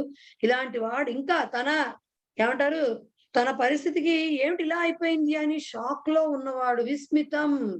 ఆ షాక్ లో ఉన్నటువంటి అతనిని ఈ సింహ ఎవరు? నిగృహీత ధేను సింహ విస్మాయయన్ నిజగాథ, ఆర్ విస్మాయయన్ సింహ నిజగాథ. ఇంకా అతన్ని ఆశ్చర్యపరుస్తూ ఆ ఆవును పట్టుకున్నదైనటువంటి పులిగా సింహము ఇలాగా చెప్పిందిట అతనికి. ఓకే, తాత్పర్యం చూడండి ఒకసారి. యదా దిలీపస్య బాహు స్తబ్ధ అభవత్ అంటే ఇక్కడ స్టక్ అయిపోయింది. తదా సహ బహు విస్మిత, అయ్యో అని షాక్ అయిపోయాడు. తస్మిన్ ఏవ సమయే సింహ మనుష్య వచనేన మనుష్యవాచ మనిషి మాట్లాడినట్టుగా మాట్లాడిందిట. దిలీపం ఉద్దేశ్య అకథయత్, దిలీపుని ఉద్దేశించి ఇలా చెప్పిందిట. సింహ మనుష్యవాచ యత్ అవదత్. ఇదేమిటి? విస్మాయన్ అంటే ఏంటి? మనుష్యవాచ విస్మాయన్ అంటే ఏంటి? మనిషి మాటలు. ఎక్కడైనా సింహం మనిషి మాటలు మాట్లాడితే మనం విస్మాయన్ ఆశ్చర్యపోవడం కాదు, ముందు మూర్చొచ్చి పడిపోతాం మనమైతే. దిలీపుడు కాబట్టి ఆగి నుంచుని ఇంకా షాక్ అయి నుంచుని ఉన్నట్టు ఆయన. సో మనుష్యవాచ యత్ అవదత్, మనిషి మాటతోటి ఏదైతే మాట్లాడుతుందో సింహము, తత్ శృత్వా రాజా అతీవ చకితో అభవత్. ఇదేమిటి? సింహం ఏమిటి మనలాగా మాట్లాడేస్తోంది అంటే చాలా ఆశ్చర్యపోయాట రాజుగారు. ఓకే, సో క్రియాపదం నిజగాథ. ఓకే, దానికి ఇచ్చారు మనకి గద్ ధాతువు అని చెప్పి ఇచ్చారు. మీరు చూసుకోండి, గదతి అని వస్తుంది. అంటే telling, says, tells, informs, announces, ఇలాంటి మాటలన్నీ వస్తాయి దానికి. సో కహ నిజగాథ ప్రథమ విభక్తి రాసుకోవాలి. సింహ నిజగాథ. కీదృశ సింహ నిగృహీత ధేను ప్రథమ విభక్తిలో ఉంది అది. పునః కీదృశ అని ఎందుకు రాశారు అంటే విస్మాయన్ అనేది కూడా ఆశ్చర్యపరుస్తున్నటువంటి సింహము అని చెప్తున్నారు అక్కడ. ఓకే, కాబట్టి శత్రంత పదానికి కూడా కిం కుర్వన్ రాకుండా పునః కీదృశ అని రాశారు. అలా కూడా రాసుకోవచ్చు. విస్మాయన్ నిగృహీత ధేను సింహ నిజగాథ. ఎలా? కయా విస్మాయన్. విస్మాయన్ అన్నారు, బానే ఉంది. దేంతో విస్మయం చేస్తోంది? దేంతో సర్ప్రైజ్ చేస్తోంది అంటే మనుష్యవాచ విస్మాయన్. ఎవరిని? ఇవంతా బానే ఉంది. ఎవరిని ఆశ్చర్యపరుస్తోంది? కం విస్మాయన్. ఇక్కడి నుంచి అన్ని రాసుకోవాలి. తమ్, దిలీపుడు అని చెప్పలేదు కదా, తమ్ అని చెప్పారు. సో కీదృశం తం మనువంశకేతుం. పునః కీదృశం ఆర్యగృహ్యం. పునః కీదృశం సింహోరుసత్వం. 3 రాసుకోవాలి. ఇంకా పునః కీదృశం విస్మితం.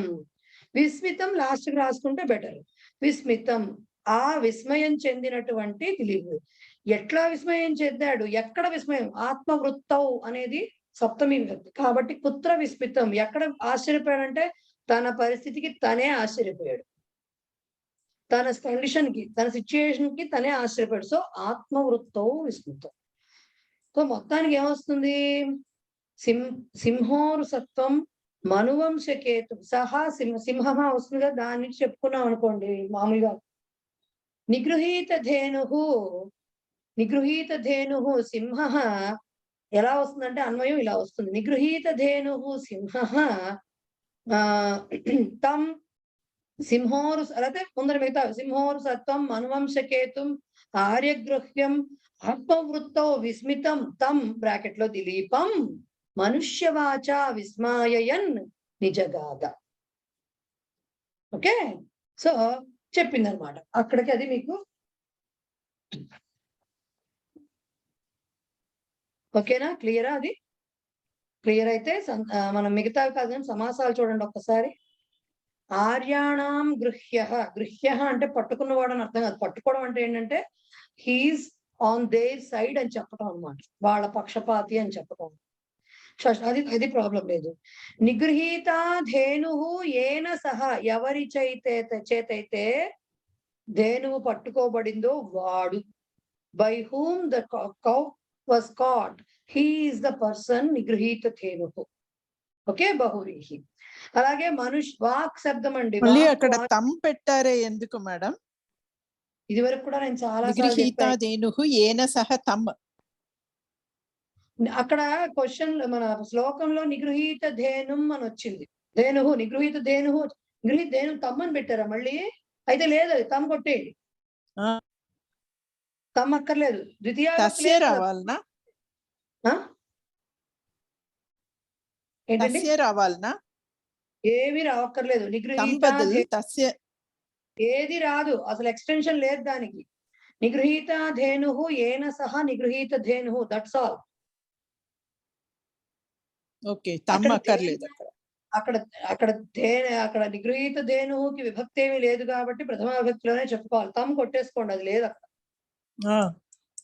ఓకే, వాక్ శబ్దం వాక్ వాచ్ అంటే మనుష్య వాక్, 2 చకారాంత స్త్రీలింగ శబ్దం అండి అది. సో మనుష్య వాచ వస్తుంది కాబట్టి మనం తృతీయ విభక్తికి తయా అని చెప్పుకోవాలి. మనుష్యాణం వాక్ మనుష్య వాక్. మరి వాచ ఉంది కాబట్టి తయా మనుష్య వాచ అని చెప్పు. ఓకే, అది మనోహ వంశ మనువంశ, Manu dynasty, the dynasty of Manu. Okay, కేతుం తృతీయ వచ్చింది కాబట్టి మనువంశస్య కేతు, దీనికి ఇక్కడ తస్య కేతు అని రాసేశారు. మనోహ వంశ మనువంశ, మనువంశస్య కేతు మనువంశ కేతు. ఓకే, తం మనువంశ కేతు. అక్కడ మనువంశస్య అని రాయకుండా తస్య అని రాశారు, అంతే, డిఫరెన్స్ ఏమీ లేదు. ఓకే, అలాగే ఆత్మనః వృత్తి, ఆత్మనః షష్ఠీ విభక్తి, ఆత్మ ఆత్మానో ఆత్మనఃలో షష్ఠీ ఆత్మ, ఆత్మనః ఆత్మనోహ ఆత్మనాం వస్తుంది. సో సారీ, ఆత్మనః వృత్తి ఆత్మవృత్తి, అది షష్ఠీ తత్పురుషం. ఎన్ని షష్ఠీ తత్పురుషాలు వస్తాయి చూడండి అసలు. సింహ ఇవ ఉరుసత్వ, సింహం వంటి బలము గలవాడు. సింహ ఇవ ఉరుసత్వ, సింహోరుసత్వ, కర్మధారణ సమాసం. అక్కడ ఉరుసత్వం వచ్చింది కాబట్టి తం. ఓకే, అర్థమైందా? అసలు యాక్చువల్ గా చెప్పాలంటే ఉపమాన పూర్వ పదమా మేడం అది? కరెక్టే. సడన్ గా ఉపమానం అనేసరికి నాకు అర్థం కాలే, ఎట్లా వెళ్ళింది, ఆ పూర్వం ఎట్లా వెళ్ళింది. కరెక్ట్, ఉపమాన పూర్వ పదం. ఓకే, క్లియరా ఇక్కడికి? ఎస్ ఎస్ మేడం, ఓకే, అవగతం. అవగతం. ఓకే, నెక్స్ట్ కైలాస గౌరం వృషమారు వృక్షో పాదార్పణానుగ్రహ పూత బాబోయ్ పాదార్పణానుగ్రహ పూత పుష్టం పృష్టం అవేహి మాం కింకరాష్టమూర్తే కింకరమష్టమూర్తే కుంభోదరం నామ నికుంభమిత్రం. కైలాస గౌరం వృషమారు వృక్షో పాదార్పణానుగ్రహ పూత పృష్టం. కైలాస గౌరం వృషమారు వృక్షో పాదార్పణానుగ్రహ పూత పృష్టం, అదంతా ఒకటే పదం అండి, అది కంప్లీట్ గా ఒకటే పదం. ఓకే, అవేహి మాం కింకరం అష్టమూర్తే కుంభోదరం నామ నికుంభమిత్రం. కైలాస గౌరం, గౌరవర్ణం అంటే వైట్ అండి. పార్వతీదేవి తపస్సు చేసుకుంటున్నప్పుడు పాలిపోయింది ఆవిడ, సరిగ్గా ఫుడ్ తీసుకోక అలాగా గౌర వర్ణంలోకి మారింది ఆవిడ, అందుకని ఆవిడ పేరు గౌరీ అయింది. ఓకే, సో కైలాస గౌరం వృషమారు వృక్షో. కైలాస గౌరం అంటే కైలాస పర్వతం అంటే మనకు తెలుస్తుంది హిమాలయాలు, వైట్ కలర్ లో ఉంటాయి హిమాలయాలు, మంచు వైట్ కలర్ లో ఉంటుంది కాబట్టి. సో అంతటి వంటి అలాంటి వైట్ కలర్ లో ఉన్నటువంటి కైలాస గౌరం ఎవరైతే అంత కైలాస పర్వతం అంత వైట్ కలర్ లో ఉన్నారో, వృషం అంటే వృషభం, వృషం అన్నా వృషభం అన్నా ఒకటే, ఎద్దు ఆక్స్ ఉంది కదా, నంది ఉంది కదా, ఆ టైప్ అన్నమాట. ఒకటి వృషం ఆరు వృక్షోహో, ఆరు వృక్ష, ఆరు వృక్ష అంటే అర్థం ఏంటంటే అధిరోహించడానికి ఇష్టమైన వాడు, వెళ్ళబోతున్న వాడు వస్తుంది. అంటే ఆరోఢుం ఇచ్చు, ఆరు వృక్ష, ఆరు వృక్షు, గురోహలాగా ఆరు వృక్షోహ షష్ఠి వస్తుంది. అలా ఆరు వృక్షోహ అంటే ఆ తెల్లగా ఉన్నటువంటి వృషభాన్ని అధిరోహించటం, ఎక్కుదామనేటువంటి కోరిక ఉన్నటువంటి అతనికి, కోరిక అక్కడ వరకు వినండి. పాదార్పణానుగ్రహ పూత పృష్టం, పృష్టం అంటే ఏంటంటే వీపు. ఎద్దు ఎలా ఉంటుందండి, ఆ వృషభం ఎలా ఉంటుంది, వృషభం మీదకి ఎక్కాలంటే దాని పైకి ఎక్కాలి కదా, ఆ పృష్టం ఆ భాగం ఏదైతే ఉందో ఎక్కాలంటే కొంచెం కాంటెక్స్ట్ డిఫరెంట్ గా ఉంది. పాదం అంటే మన పాదాలు, అర్పణ అంటే ఏంటి, పాదం మోపడం అంటాం చూడండి, స్టెప్పింగ్, అర్పణం, పాదార్పణం అంటే స్టెప్పింగ్ అనమాట. అనుగ్రహ, ఆ స్టెప్ వేయటం వల్ల అనుగ్రహింపబడిన పూత పృష్టం అంటే, పూత అంటే పవిత్రమైన అర్థం అండి, పునీత అంటారు చూడండి, ఆ టైప్ పూత అంటే పవిత్రమైన. పృష్టం అంటే వీపు కలిగిన, పృష్టం అంటే వీపు కలిగినటువంటి. కానీ మీరు చాలా చోట్ల చూసుంటారు, దొంగలు పారిపోయేటప్పుడు యూజ్ అంటే ఇది చాలా చిరాగ్గా ఉంది ఎగ్జాంపుల్, బట్ అలాగే చెప్తాను. పిల్లలు మరి ఇలా చెప్దాం, దహీ హాండి అంటారు కదా, ఉట్టి కొట్టడం. అప్పుడు ఒకళ్ళ మీద ఒకళ్ళు ఎక్కుతారు కదా, ఎలా ఎక్కుతారు? వీపుల మీద కదా ఎక్కేది అప్పుడు. సో వీపు మీద ఎక్కాలంటే వీళ్ళు పాదం వాళ్ళ వీపు మీద పెట్టాలి కదా. ఓకే, అలా వీపు మీద పాదం మోపటం వల్ల, ఆ స్టెప్ వేయటం వల్ల వాళ్ళ వీపు కాస్త పవిత్రమైందిట. అంటే ఈ శివుడి గురించి చెప్తున్నారులేండి. శివుడి పాదము ఆ వీపు మీద మోపడం వల్ల వాళ్ళ వీపు కాస్త చాలా పవిత్రమైంది, వాళ్ళ బ్యాక్. అలాంటి వీపు కలిగినటువంటి ఆ పదానికి అర్థం అది. శివుని పాదార్పణ చేత, ఆ అనుగ్రహము చేత పవిత్రమైనటువంటి వీపు కలిగిన వాడు, అలాంటి వాడిని వాడు అవేహి. మళ్ళీ చెప్పుకుందాం. అవేహి అంటే నో అని అర్థం. యు నో, మధ్యమ పురుష క్రియాపదం అది, తెలుసుకో. ఓకే, అవేహి. అలాగే ఇదేంటి, మా నన్ను కింకరం అష్టమూర్తేహే. అష్టమూర్తి అంటే ఏంటండి? అష్టమూర్తి అంటే 8 మూర్తులు కలవాడు, 8 రకాల రూపాలు కలవాడు అష్టమూర్తి. శివుడికి పేరది, విశేషణ పదం. అష్టమూర్తయ, అది అలా చెప్పామనుకోండి మళ్ళీ మనకు అది నంబర్ అయిపోతుంది. అష్టమూర్తయ యస్య సహ అష్టమూర్తి. బహువ్రీహిలో నెంబర్ వచ్చింది ఏంటండి అనుకోకూడదు, ఉంది, ఆ బహువ్రీహి కూడా ఉంది. 8 రూపములు ఎవరికైతే ఉన్నాయో అతను. చతుర్ముఖ అన్నాం అనుకోండి, చత్వారి ముఖాని యస్య సహ చతుర్ముఖ.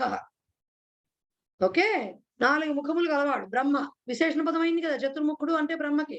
అలాగే అష్టమూర్తి అంటే అష్టమూర్తయ యస్య సహ, 8 మూర్తులు అంటే 8 రకాల ఫార్మ్స్ ఉన్నాయట ఆయనకి. ఓకే, అలాంటి శివుడు అష్టమూర్తే.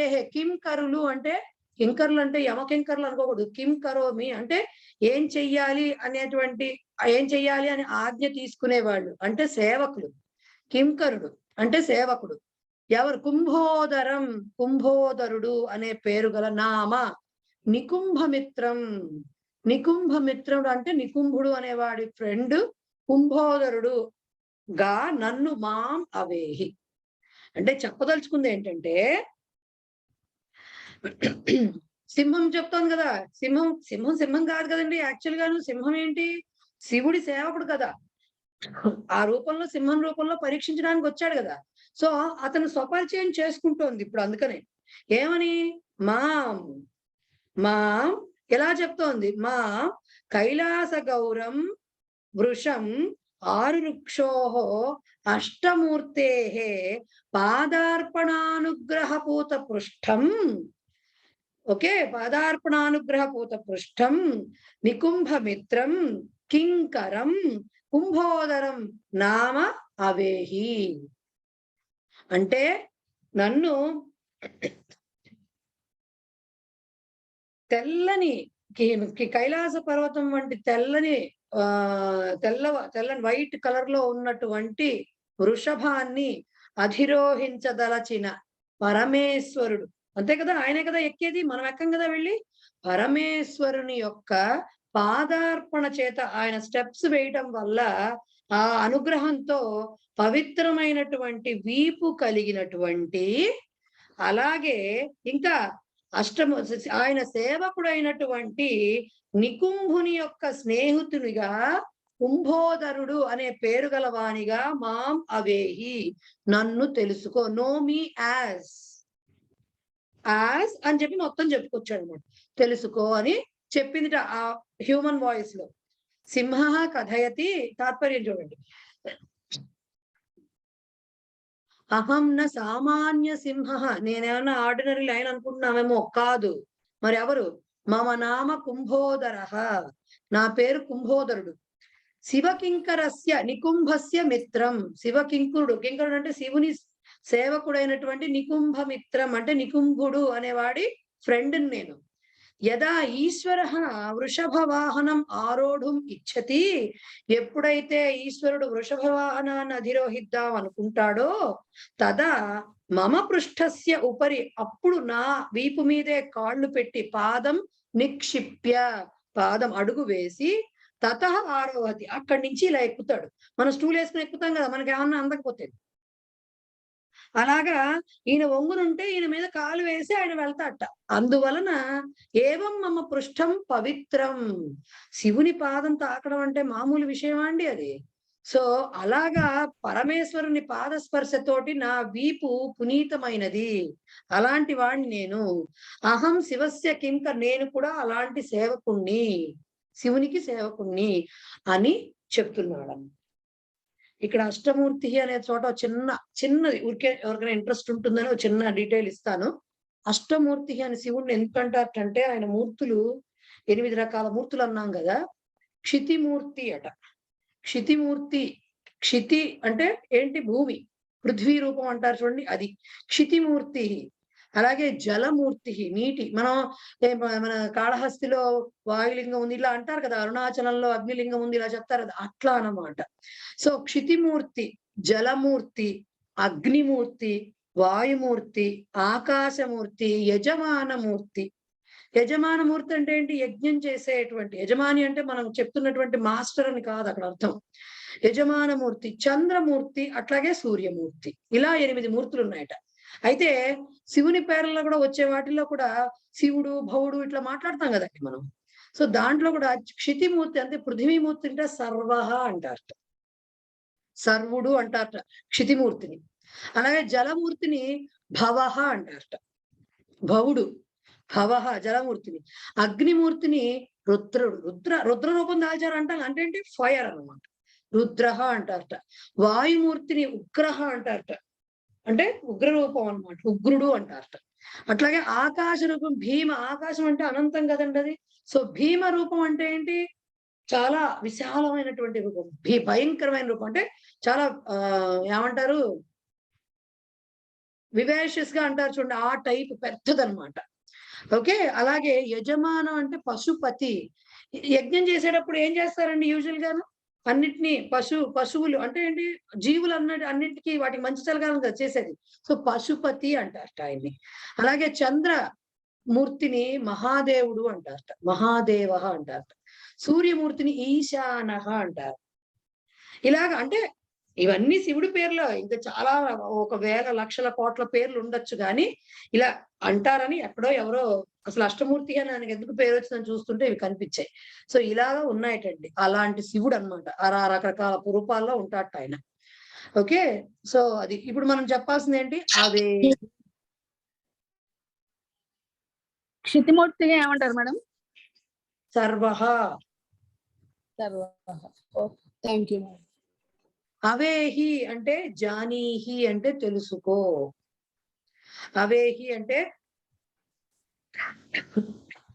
ఏహి అనే దానికి ఉపసర్గ వస్తుంది, అది వాళ్ళకి ఇచ్చారు అది ఆల్రెడీ, లోట్లకారం. సో జానాతు అంటానే జానీహి, అట్లాగే అవేహి తెలుసుకో, యు నో అని చెప్పడం. ఏంటి? కహ జానీహి, ఎవరు తెలుసుకోవాలండి ఇప్పుడు?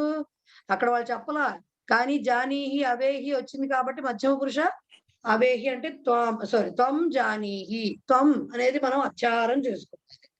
తర్వాత కహ అవేహి, కమ్ అవేహి, ఎవరిని తెలుసుకోవాలి? మాం అవేహి, నన్ను తెలుసుకో, you know me. Okay. So మాం అవేహి ఎలా తెలుసుకోవాలి? కీదృశం మాం అనే దానికి చాలా వచ్చాయి.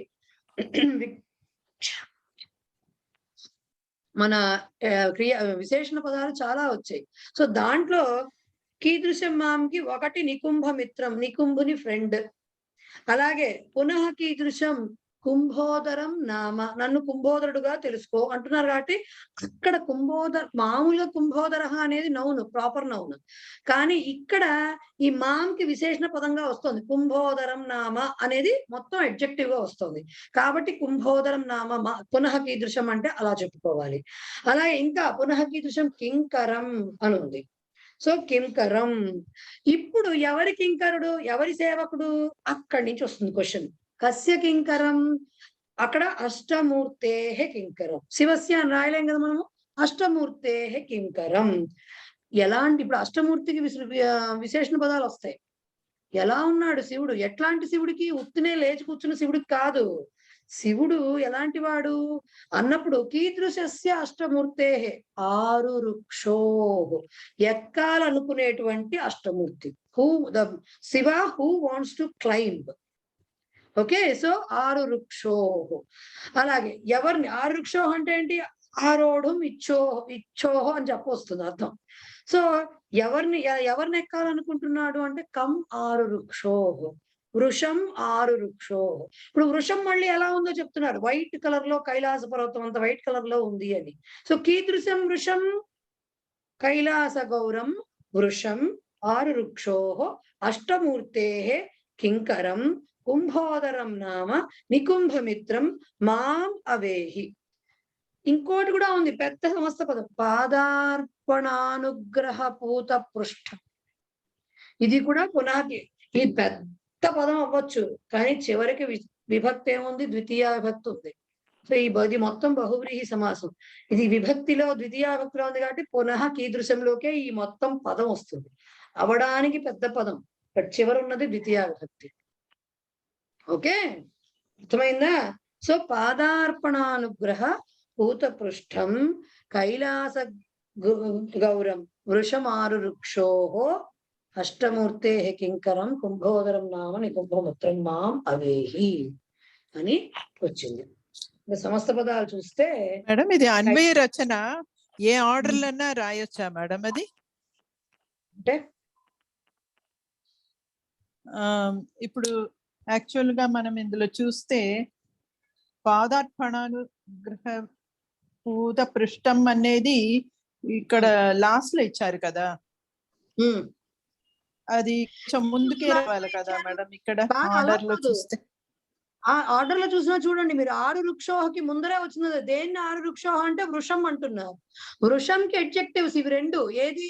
కైలాస గౌరం అనేది పాదార్పణానుగ్రహ పూత పృష్ఠం, ఈ రెండు పదాలు వృషం అనే దానికి అడ్జెక్టివ్స్. కాబట్టి ఒకసారి వృషం చెప్పాక ఫస్ట్ వచ్చిన పదం కైలాస గౌరమే కదా. ఓకే, వృషం అడ్జెక్టివ్ కాబట్టి దాని తర్వాత వస్తుంది.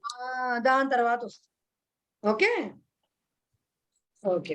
సో కైలాస గౌరహ అంటే తమ్ అనేది విభక్తి పక్కన పెట్టడం. కైలాస గౌరహ అంటే కైలాస ఇవ గౌరహ అంటే కైలాసము వంటి తెలుపు కలది.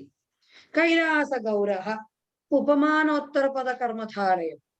ఓకే, తమ్ మళ్ళీ వచ్చింది విభక్తి. ఇది పాదార్పణానుగ్రహ పూత పుష్టం చూడండి ఎంత ఉందో. పాదయో అర్పణం పాదార్పణం ఫస్ట్ రెండు పదాలకి చెప్పాం. పాదయో అర్పణం షష్ఠీ తత్పురుషం. పాదార్పణం పాదార్పణం ఏవ అనుగ్రహం. శివుని పాదం తగలడం అనేదే అనుగ్రహ ప్రసాదం అది.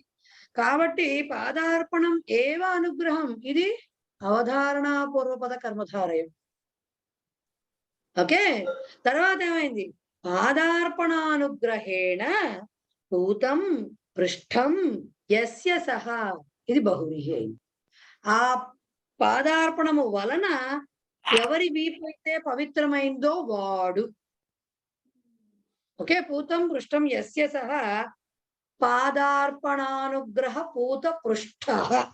మరి పృష్ఠం ఉంది కదండి, అందుకని తమ్మని పెట్టు. కంగారు పడకండి, ఇంత పెద్ద పెద్ద వివరం, టెన్షన్ పడకండి దాని గురించి. అలాగే అష్టమూర్తయ యస్య సహ తస్య బహువ్రీహి అష్టమూర్తే అని రాసినప్పుడు మీకు నెంబర్ అనేది ద్విగులో వస్తుంది, విశేషణ పూర్వ కర్మధారయలో వస్తుంది. ఓకే, బహువ్రీహిలో కూడా వస్తుంది. ద్విగులో వచ్చినప్పుడు సమాహారం, అది మీకు స్త్రీలింగం అవనండి, పుంలింగం అవనండి, నపుంసకలింగం అవ్వండి, సమాహారమే వస్తుంది, అంటే కలెక్షన్ వస్తుంది. త్రిలోకి అయినా లోకానాం త్రయాణం లోకానాం సమాహార అనే వస్తుంది.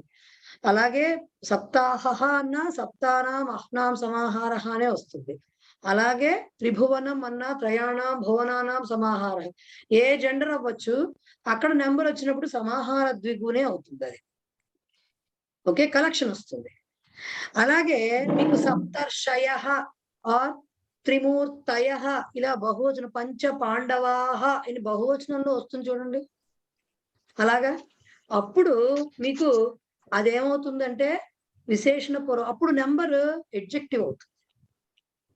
పంచ పాండవాహ, త్రయ మూర్తయ త్రిమూర్తయ, సప్త ఋషయ సప్తర్షయ. ఒక ఇప్పుడు 4 వరకే కదా మనకి లింగ భేదాలు ఉండే, తర్వాత నుంచి పంచలేఖన్య, పంచపుస్తకాన్ని ఇలాగే అంటాం కదా. సో అలా గనక చెప్పినప్పుడు ఏమవుతుంది, అది నెంబర్ అవుతుంది, నెంబర్ అడ్జెక్టివ్ అవుతుంది వాటికి, కాబట్టి అది విపుకస అవుతుంది. త్రిమూర్తయ సప్తర్షయ ఇది విపుకస అవుతుంది. అష్టమూర్తయ అంటే మళ్ళీ విపు వస్తుంది అది. ఓకే, అలా కాకుండా అష్టమూర్తి, అష్ట నెంబర్ చెప్తూ ఇలా ఏకవచనంలో వస్తుంది. చతుర్ముఖ అలా ఇలా గనక వస్తూ ఉంటే అవి డైరెక్ట్ గా వాళ్ళకి అంటే డైరెక్ట్ గా మనం విశేషణంలో విశేషణం కింద చెప్తాం, విశేషణ పదం కింద చెప్తాం. మొత్తం మొత్తంగా విశేషణంగా చెప్తాం. దాంట్లో నెంబర్ ఒక్కటే విశేషణం కాదు, మొత్తం పదమే విశేషణం ఎవరికో. కాబట్టి ఇది అన్యపద పదార్థ ప్రధానం కాబట్టి బహువ్రీహి అవుతుంది. అప్పుడు ఎలా చెప్పుకోవాలి, అష్ట అష్ట అష్ట అలాగే ఉంటుంది. మరి అష్టకి పుంలింగ స్త్రీలింగ నపుంసకలింగ భేదాలు లేవు. మూర్తయ 8 రకాల form. The person who has 8 forms. అప్పుడు ఎప్పుడైతే హూ హ్యాస్ అన్నామో బహు, అప్పుడు అష్టమూర్తి ఏకవచనంలోనే ఉంటుంది. త్రిమూర్తి కాదు, ఇంకోటి ఏంటి వచ్చింది మనకు చతుర్ముఖ కూడా అంతే.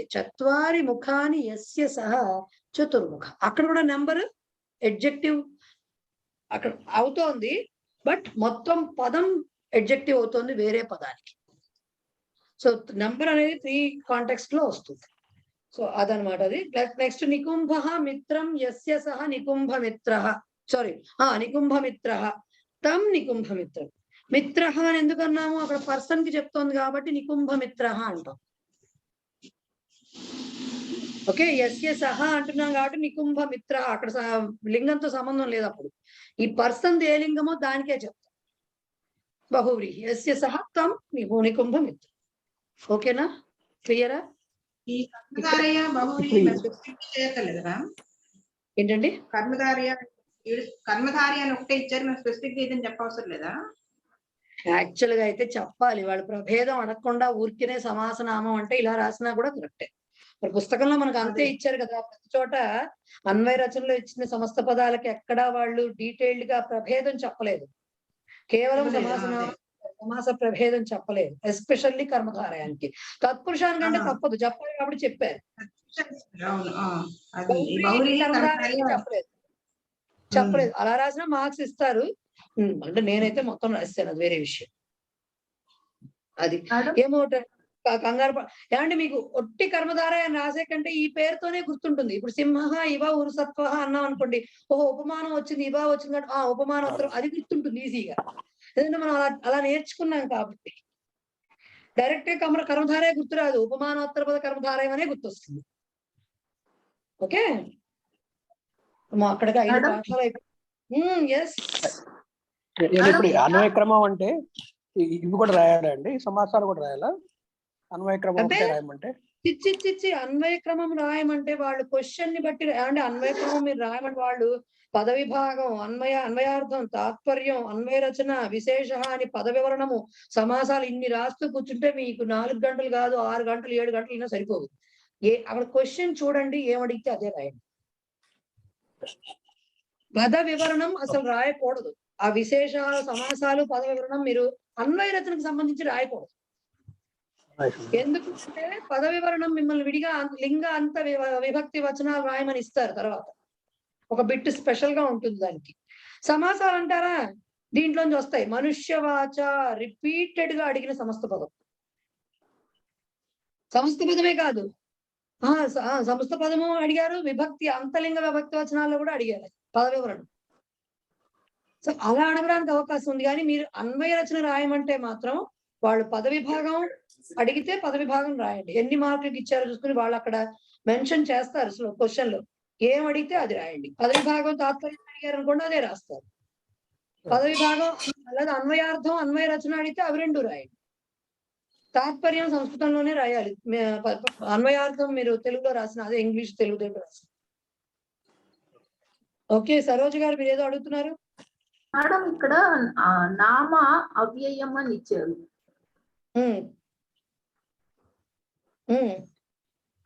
మీ డౌట్ ఏంటి చెప్పండి. ఇప్పుడు మమ నామ అంటే అక్కడ అవ్యయం, అది నౌన్ యాక్చువల్ గా అయితే నామ శబ్దం అనేది ఉంది. నామని నామాని అని శబ్దం ఉంది.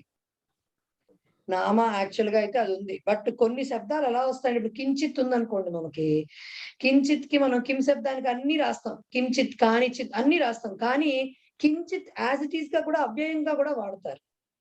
అంటే ఇక్కడ చెప్పడం పేరు గల అని చెప్తున్నారు కాబట్టి, నేమ్డ్ అని చెప్తున్నారు కాబట్టి అక్కడ అవ్యయం కింద ట్రీట్ అవుతుంది. అది దానికి ఇంకేం విభక్తులు రాయరు. అప్పుడు కొన్ని వర్డ్స్ అలా ఉంటాయి, అవ్యయం కింద ట్రీట్ అవుతూ ఉంటాయి సందర్భాన్ని బట్టి. లేనప్పుడు కిమర్థం అని ఒక మాట ఉంది కదా మనకి, అది యాక్చువల్ గా మనకి తెలిసినంత వరకు అది అవ్యయం. బట్ దాంట్లో కిమర్థం అని 3 రూపాలు కూడా ఉన్నాయి. బట్ మనం యూజ్ చెయ్యం. యూజువల్ గా కిమర్థం అని మాత్రం అవ్యయ రూపంలోనే తీసుకుంటాం. అది అవ్యయము ఉంది, అలా 3 జెండర్స్ లోనే డిక్లైన్ కూడా అవుతుంది. నామ కూడా అట్లాగే. ఓకే, ఇంకా పదవి విభాగం అన్వయ రచనం చా లిఖత అని 8 మార్క్స్ ఇచ్చాడు మేడం మోడల్ పేపర్ లో. అంటే మనం అప్పుడు పదవి విభాగమును అన్వయ రచన ఇది రాస్తే సరిపోతుంది కదా? 8 మార్క్స్ 2 క్వశ్చన్స్ కండి, నాట్ ఫర్ 1. Yeah 2 questions. రెండిటికి రాయాలి. రెండు 3 4 ఇస్తారు, రెండిటికి రాయాలి. 2 శ్లోకాలు పద్యద్వాస్య అన్నాడు. అవును మేడం, అంతే. సో 4 మార్క్స్ వచ్చినట్లు లెక్క. అప్పుడు పదవి భాగం రాసి అన్వయ రచన రాయడమే. అప్పుడు తాత్పర్యం అక్కర్లేదు, అన్వయార్థం అక్కర్లేదు. ఒక్కొక్కసారి అన్వయార్థం అన్వయ రచన అడుగుతారు, ఒక్కొక్కసారి తాత్పర్యం అన్వయ రచన అడుగుతారు. Okay okay madam. సో వాళ్ళు ఎలా అడిగితే అలా రాయండి. ఓకేనా? Thank you. రైట్. సో ఇక్కడికి మీకు 5 లెసన్స్ అయిపోయినాయండి. అంటే half of the syllabus done. Half అయినా ఇంకా ఉందా? 11th లెసన్ ఏముంది మీకు? 11th లెసన్ మనం చెప్పుకోం, బట్ ఈసారి చెప్పాలేమో కొంచెం. ఒకసారి లైట్ గా చూడాలి, లైట్ హింట్స్ ఇవ్వాలి. బట్ 5 లెసన్స్ అంటే మీకు కంప్లీట్ అయిపోయినట్లే హాఫ్ సిలబస్. సో నెక్స్ట్ మనము ఆల్రెడీ 5 అయింది అంటే మనం లేట్ గా బిగిన్ చేసాం అనుకోండి. గ్రామర్ చెప్పను, ఒకసారి సూక్తి చెప్పుకుని సుభాషితాలు. ఇంక నెక్స్ట్ ఏముంది అసలు? సుభాషితాలు చెప్పుకుని ఆపేద్దాం, అప్పుడు ఈజీగా అయిపోతుంది. అక్కడికి ఆపితే మిగతా గ్రామర్ కొంచెం అవ్యయీభావ సమాసం చెప్పుకోవాలి. సమాసానికి నియమాలు, సర్వసమాస నియమాలను అవి ఇచ్చారు, అవి అలంకారాలు, ఇవన్నీ నెక్స్ట్ క్లాస్ చూద్దాం. సో సూక్తి తీయండి. 6th lesson, page number 110 in Telugu and 111 English.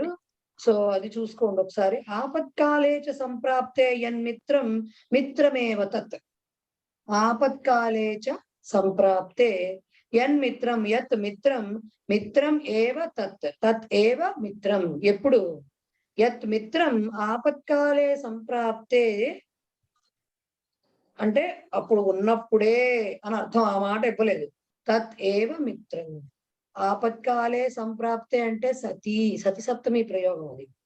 ఆపత్కాలే సంప్రాప్తే సతి యత్ మిత్రం. ఎవరైతే స్నేహితుడు మనతో ఉంటాడో అనేది మనం అధ్యార్థం చేసుకోవాలి. యత్ మిత్రం అస్మాభిః సహ వర్తతే సహ ఏవ తత్ ఏవ మిత్రం. అతనే a friend in need is a friend in deed అండి, అది దానికి అర్థం. ఓకే. ఆపత్కాలం అంటే ఏదైనా మన కష్టకాలం వచ్చినప్పుడు.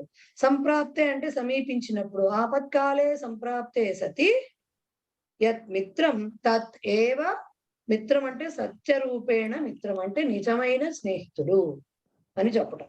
అది మనం కష్టపడాల్సిన విషయమే కాదు. కాబట్టి నెక్స్ట్ వీక్ లో మనము నెక్స్ట్ క్లాస్ లో అవ్యయీభావ సమాసము, అలంకారాలు చెప్పుకుందాము. ఇప్పుడు మాత్రం సుభాషితాలు చెప్పేసుకుని ఆపేసేద్దాం ఇవాళ. నెక్స్ట్ క్లాస్ లో ఈ లెసన్ అయిపోతుంది.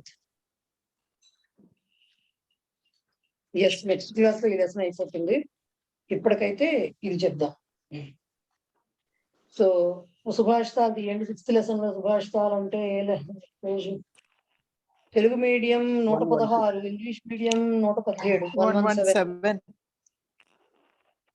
పాదపానాం భయం వాతాత్. ఇక్కడ ఎవరికి ప్రపంచంలోట ప్రతిదానికి, ప్రతి వస్తువుకి దేనికో దాంతో భయం ఉంటూనే ఉంటుందిటండి. పాదపానాం భయం వాతాత్, పద్మానాం శిశిరాత్ భయం. పర్వతానాం భయం వజ్రాత్ సాధూనాం దుర్జనాత్ భయం. పాదపాలు అంటే మొక్కలు. చూడండి, పాదపానాం అంటే వృక్షాణం, చెట్లు మొక్కలు, ఇవి పాదపాలు అంటారు వాటిని. వాటికి వాతాత్ అంటే వాయుత అంటే గాలి నుంచి, ఎయిర్ అంటే భయంట. ఎందుకు? చెట్లు కూలిపోతాయి కాబట్టి. ఈదురుగాలు వేస్తే ఈ గాలి అంటే ఏదో చల్లటి గాలి అలా వచ్చి వెళ్ళిందని కాదు. ఇక్కడ వాతాత్ అంటే భయంకరమైన గాలి, ఈదురుగాలు. అవి వస్తే కనుక చెట్లకి పడిపోతాయని దాని నుంచి భయంట, ఆ గాలి నుంచి భయంట వాటికి. అలాగే పద్మానాం శిశిరాద్భయం. పద్మాలు ఎప్పుడు పూస్తాయండి? పద్మాకరో దినకరం పద్మాకరం దినకరో వికచీకరోతి అని చదువుకున్నాం కదా. దినకర అంటే సూర్యుడు వికసింపు చేస్తాడు, అంటే సూర్యుడు కావాలి. కానీ శిశిరాత్ అంటే శిశిర ఋతువులో ఏం పడుతుంది? మంచు పడుతూ ఉంటుంది. అప్పుడు కలువలు ఎలా పూలు పూస్తాయి? మీరు అబ్జర్వ్ చేస్తే కలువ పూల వరకే అక్కర్లేదు, మన ఇళ్లలో పూసే మందారాలు అవి ఇవి పూలు కూడా మంచు పడే టైంలో పొద్దున్నే విచ్చవు. అవి విచ్చుకోవు పొద్దున్నే, కాస్త 8, 9 అయ్యి కొంచెం సూర్యుడు వస్తే గానీ అవి విచ్చుకోవు. సో అంటే ఏంటి? వాటికి శిశిర ఋతువు అంటే మంచు పడే ఆ వింటర్ సీజన్, అదంటే భయం వేటికి? పద్మాలకి. ఎందుకంటే అవి విచ్చుకోలేవు అవి, అందుకని. పర్వతానాం భయం వజ్రాత్. వజ్రాత్ అంటే వజ్రం అంటే డైమండ్ అని కాదు, వజ్రాయుధం. ఇంద్రుని యొక్క వజ్రాయుధం అంటే పర్వతాలకు భయం అంట. ఎందుకు? ఒకనొక టైంలో పర్వతాలకి వింగ్స్ ఉండేవి, రెక్కలు. ఈయన గారు వాళ్ళ దాన్ని పెట్టి అవన్నీ కట్ చేసేసాడు వజ్రాయుధంతో ఇంద్రుడు. కాబట్టి వాటికి అదంటే భయం. అలాగే వాయుతః భీతిః అస్తి. పద్మానాం కమలానాం శిశిరాత్ హిమకాల కారణతః భయం అస్తి. అలాగే పర్వతానాం అంటే గిరీణాం వజ్రాత్ అంటే అదో ఇంద్రస్య వజ్రాయుధాత్ భయం భీతిః అస్తి. సాధూనాం అంటే సాధువులు అంటే సజ్జనులు, సజ్జనానాం దుర్జనాత్ దుష్టజనతః భయం అస్తి భీతిః అస్తి. వాళ్ళకి మంచి వాళ్ళకి చెడ్డవాళ్ళంటే భయం. వీడు ఎప్పుడు ఏం కొమ్మ ఉంచుతాడా అని 24 గంటలు వాళ్ళకి భయం. లేకపోతే వీడి పక్కన ఉంటే నన్ను కూడా వెధవనుకుంటారేమో అనే భయం ఉంటుంది మంచివాడికి. ఓకే, తాత్పర్యం చూడండి. దృఢమూలాః అపి వృక్షాః వేగయుక్తస్య వాయోః కారణతః పతం ప్రాప్తుం అర్హంతి. ఎంత పెద్ద చెట్లైనా సరే, మనం ఎన్ని చూడలేదండి, పెద్ద పెద్ద వర్షాలు గాళ్ళు వచ్చినప్పుడు చెట్లు మొత్తం వేళ్లతో సహా పడిపోతూ ఉంటాయి కదా. దృఢమూలాః వృక్షాః చాలా స్ట్రాంగ్ రూటెడ్ ట్రీస్ అని కూడా అంత తీవ్రంగా వచ్చే గాలితోటి అవి పడిపోవడం అనేది జరుగుతూ ఉంటుంది. అతః వృక్షాణం వాయుతః భయం అస్తి అంటే అపాయ, ప్రమాదం ఉంది వాటికి వాయువు నుంచి, అందుకని వాటికి భయం. అలాగే యది హిమపాతః భవతి తర్హి కమలం నష్టం భవిష్యతి. ఎప్పుడైతే హిమపాతః అంటే మంచు పడుతుందో అప్పుడు దాని వల్ల కమలం అనేది, పద్మం లోటస్ అనేది నష్టం అయిపోతుంది, అది పువ్వు విచ్చుకోదు. సో శిశిర ఋతువు హిమపాతః భవతి ఖలు. శిశిర ఋతువు అంటే లాస్ట్ ఋతువు అకార్డింగ్ టు తెలుగు, అదే మన Indian calendar, not English calendar. Last ఋతువు జస్ట్ బిఫోర్ ఉగాది వచ్చే ముందర వచ్చేటువంటి శిశిర ఋతువు మనకి. ఓకే, సో దాంట్లో మంచు పడుతుంది. అతః కమలాని శిశిర ఋతుతః భీతాని భవంతి. అందుకని అవి దాని నుంచి భయం పొందుతూ ఉంటాయి. అట్లాగే పూర్వం పర్వతానాం పక్షాః ఆసన్ ఇతి ఇంద్రః తాన్ పక్షాన్ కర్తితవాన్ ఇతి చ కథా శ్రూయతే. పక్షాః అంటే రెక్కలు, వింగ్స్ ఉన్నాయని, ఆసన్ ఇతి ఉన్నాయి అని, ఉండేవి అని, వాటికి అది ఇంద్రుడు కాస్త కట్ చేసేసాడని కథ ఒకటి మనకు తెలుసు. అతః వజ్రాయుధతః పర్వతానాం భీతి. అందుకని వజ్రాయుధం అంటే వాటికి భయం. సజ్జనాః యద్యపి కస్యాపి అహితం న ఆచరంతి. సజ్జనులు కానీ ఎప్పుడు ఎవరికి పాపం కస్యాపి అహితం అంటే ఎవరికి కూడా చెడు చెయ్యట. తథాపి పరపీడన స్వభావయుక్తాః. వీళ్ళందరూ వీళ్ళు ఏమి చెయ్యకపోయినా అవతల వాళ్ళు పరపీడన స్వభావయుక్తాః, వేరే వాళ్ళని బాధ పెట్టడమే వాళ్ళ స్వభావం, నేచర్. అలా ఉన్నటువంటి దుష్టాః వినా కారణం అపి, వితౌట్ ఎనీ రీజన్ ఆల్సో సజ్జనాన్ పీడయితుం అర్హంతి.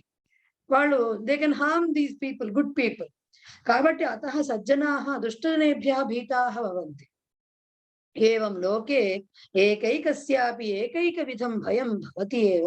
ప్రతి ఒక్కడికి ఏదో ఒక భయం అనేది ప్రపంచంలో ఉంటూనే ఉంటుంది. Okay, clear. నెక్స్ట్ అధమ. ఇవి చిన్న శ్లోకాలే అండి, కష్టమైన శ్లోకాలు కూడా కాదు, అందుకనే ఫాస్ట్ గా వెళ్తున్నా. అధమా ధనమిచ్చంతి ధనమానోతు మధ్యమాః ఉత్తమా మానమిచ్చంతి మానోహి మాతాం ధనం. ఆవిడ విసర్గ లోపాలన్నీ జరిగినాయి. అధమాః, ఉత్తమాః, మానః, ధనమానో అంటే మిగతాదంతా ఏమీ లేదు. ధనం ఇచ్చంతి, మానం ఇచ్చంతి. అన్వయార్థం చూస్తే అధమాహ అంటే అనుత్తమాహ జనాహ అంటే చాలా మనుషుల్ని క్లాసిఫై చేస్తే నీచ మానవులు అంటారు చూడండి వాళ్ళు. ధనం అంటే వినిమయ సాధన రూపం ద్రవ్యం. వినిమయం అంటే వ్యాపారం. వ్యాపారానికి ఏం కావాలండి? ఇచ్చిపుచ్చుకునేట్టుగా ఆ ద్రవ్యం ఉంటుంది. ద్రవ్యం అంటే ఆ సబ్స్టెన్స్ ఏదైతే ఉందో దట్ ఈస్ కాల్డ్ ధనం. ఆ వినిమయ సాధన రూపం ధనం, రూపం ద్రవ్యం. ఆ ధనం అనేది ఇచ్చంతి అభిలషంతి అంటే వాళ్ళు దే వాంట్ దట్. మధ్యమాహ అంటే మధ్యలో ఉంటారు కొంతమంది పీపుల్, వాళ్ళు మధ్యమాహ జనాహ తావత్. వాళ్ళు ఏం చేస్తారు? ధనమానో, మానం అంటే రెస్పెక్ట్. వాళ్ళకి డబ్బు కావాలి, రెస్పెక్ట్ కూడా కావాలి, గౌరవం కూడా కావాలట. ఉత్తమాహ శ్రేష్ఠాహ జనాహ వాళ్ళకి మానం గౌరవం ఇచ్చంతి అభిలషంతి. ఓకే. హి అంటే యతోహి ఎందుకంటే ఎందుకు అంటే మహతా మహాపురుషాణ దృష్ట్యా వాళ్ళ దృష్టిలో ఇన్ దేర్ పర్స్పెక్ట్ మానహ గౌరవం అనేదే ధనం సారభూతం. అంటే ఏంటి? వాళ్ళకి ధనం అంటే వేరే ఏమీ కాదు, వాళ్ళకి అంత all that matters is respect వాళ్ళ దృష్టిలో. ఓకే. అనుత్తమాహ జనాహ జీవనే ధనమాత్రం ఇచ్చంతి. వాళ్ళకి ఓన్లీ ధనం కావాలి. ధన సంపాదనం ఏవ తేషాం జీవనస్య లక్ష్యం భవతి.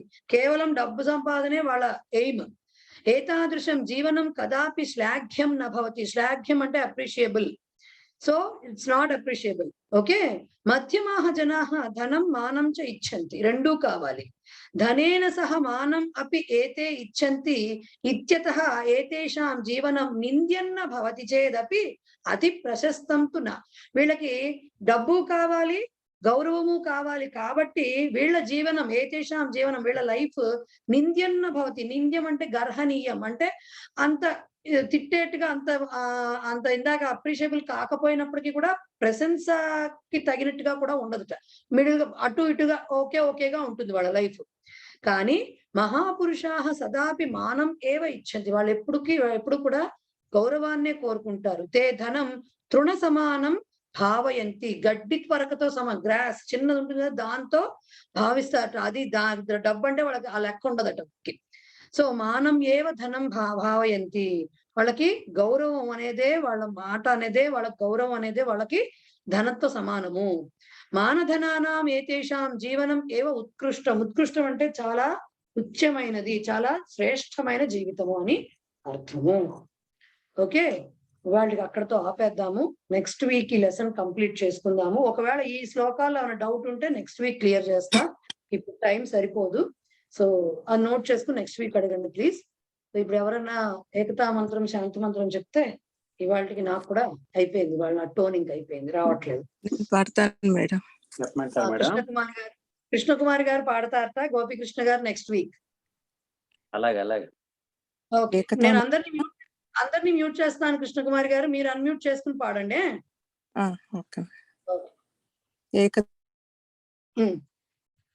కృష్ణకుమారి గారు అన్మ్యూట్ చేసుకోవాలి.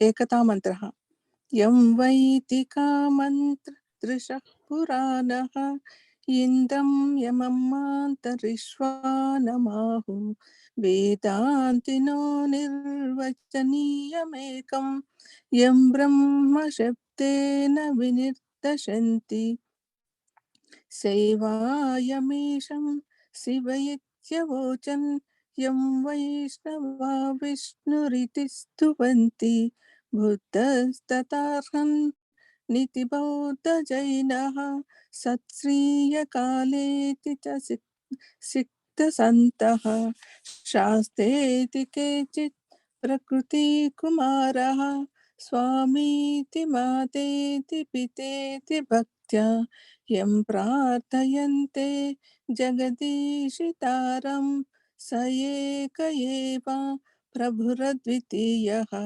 శాంతి మంత్ర. ఓం సర్వే భవంతు సుఖినః, సర్వే సంతు నిరామయః, సర్వే భద్రాని పశ్యంతు, మా కశ్చిత్ దుఃఖ భాగ్భవే.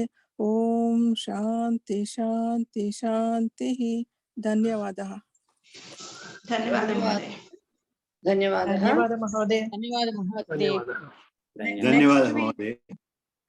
ధన్యవాదాలు. నెక్స్ట్ వీక్ ఒకవేళ ఎక్స్ట్రా క్లాస్ లాస్ట్ వీక్ జరగలేదు కదా, సో 2 క్లాసులు ఉంటే ఉండొచ్చు. నేను ఒకవేళ ఉంటే 1 day బిఫోర్ నేను మెసేజ్ పెడతాను. మోస్ట్ ప్రాబబ్లీ ఉంటే థర్స్డే ఉంటుంది. ఫ్రైడే క్లాస్ మన మామూలే, బట్ ఉంటే గింటే థర్స్డే ఆర్ వెన్స్డే, నేను ఏ రోజు ఉంటే నేను ఆ రోజు ముందు రోజు రాత్రి మెసేజ్. ఓకేనా? Thank you. ధన్యవాదాలు మేడం. ధన్యవాదాలు.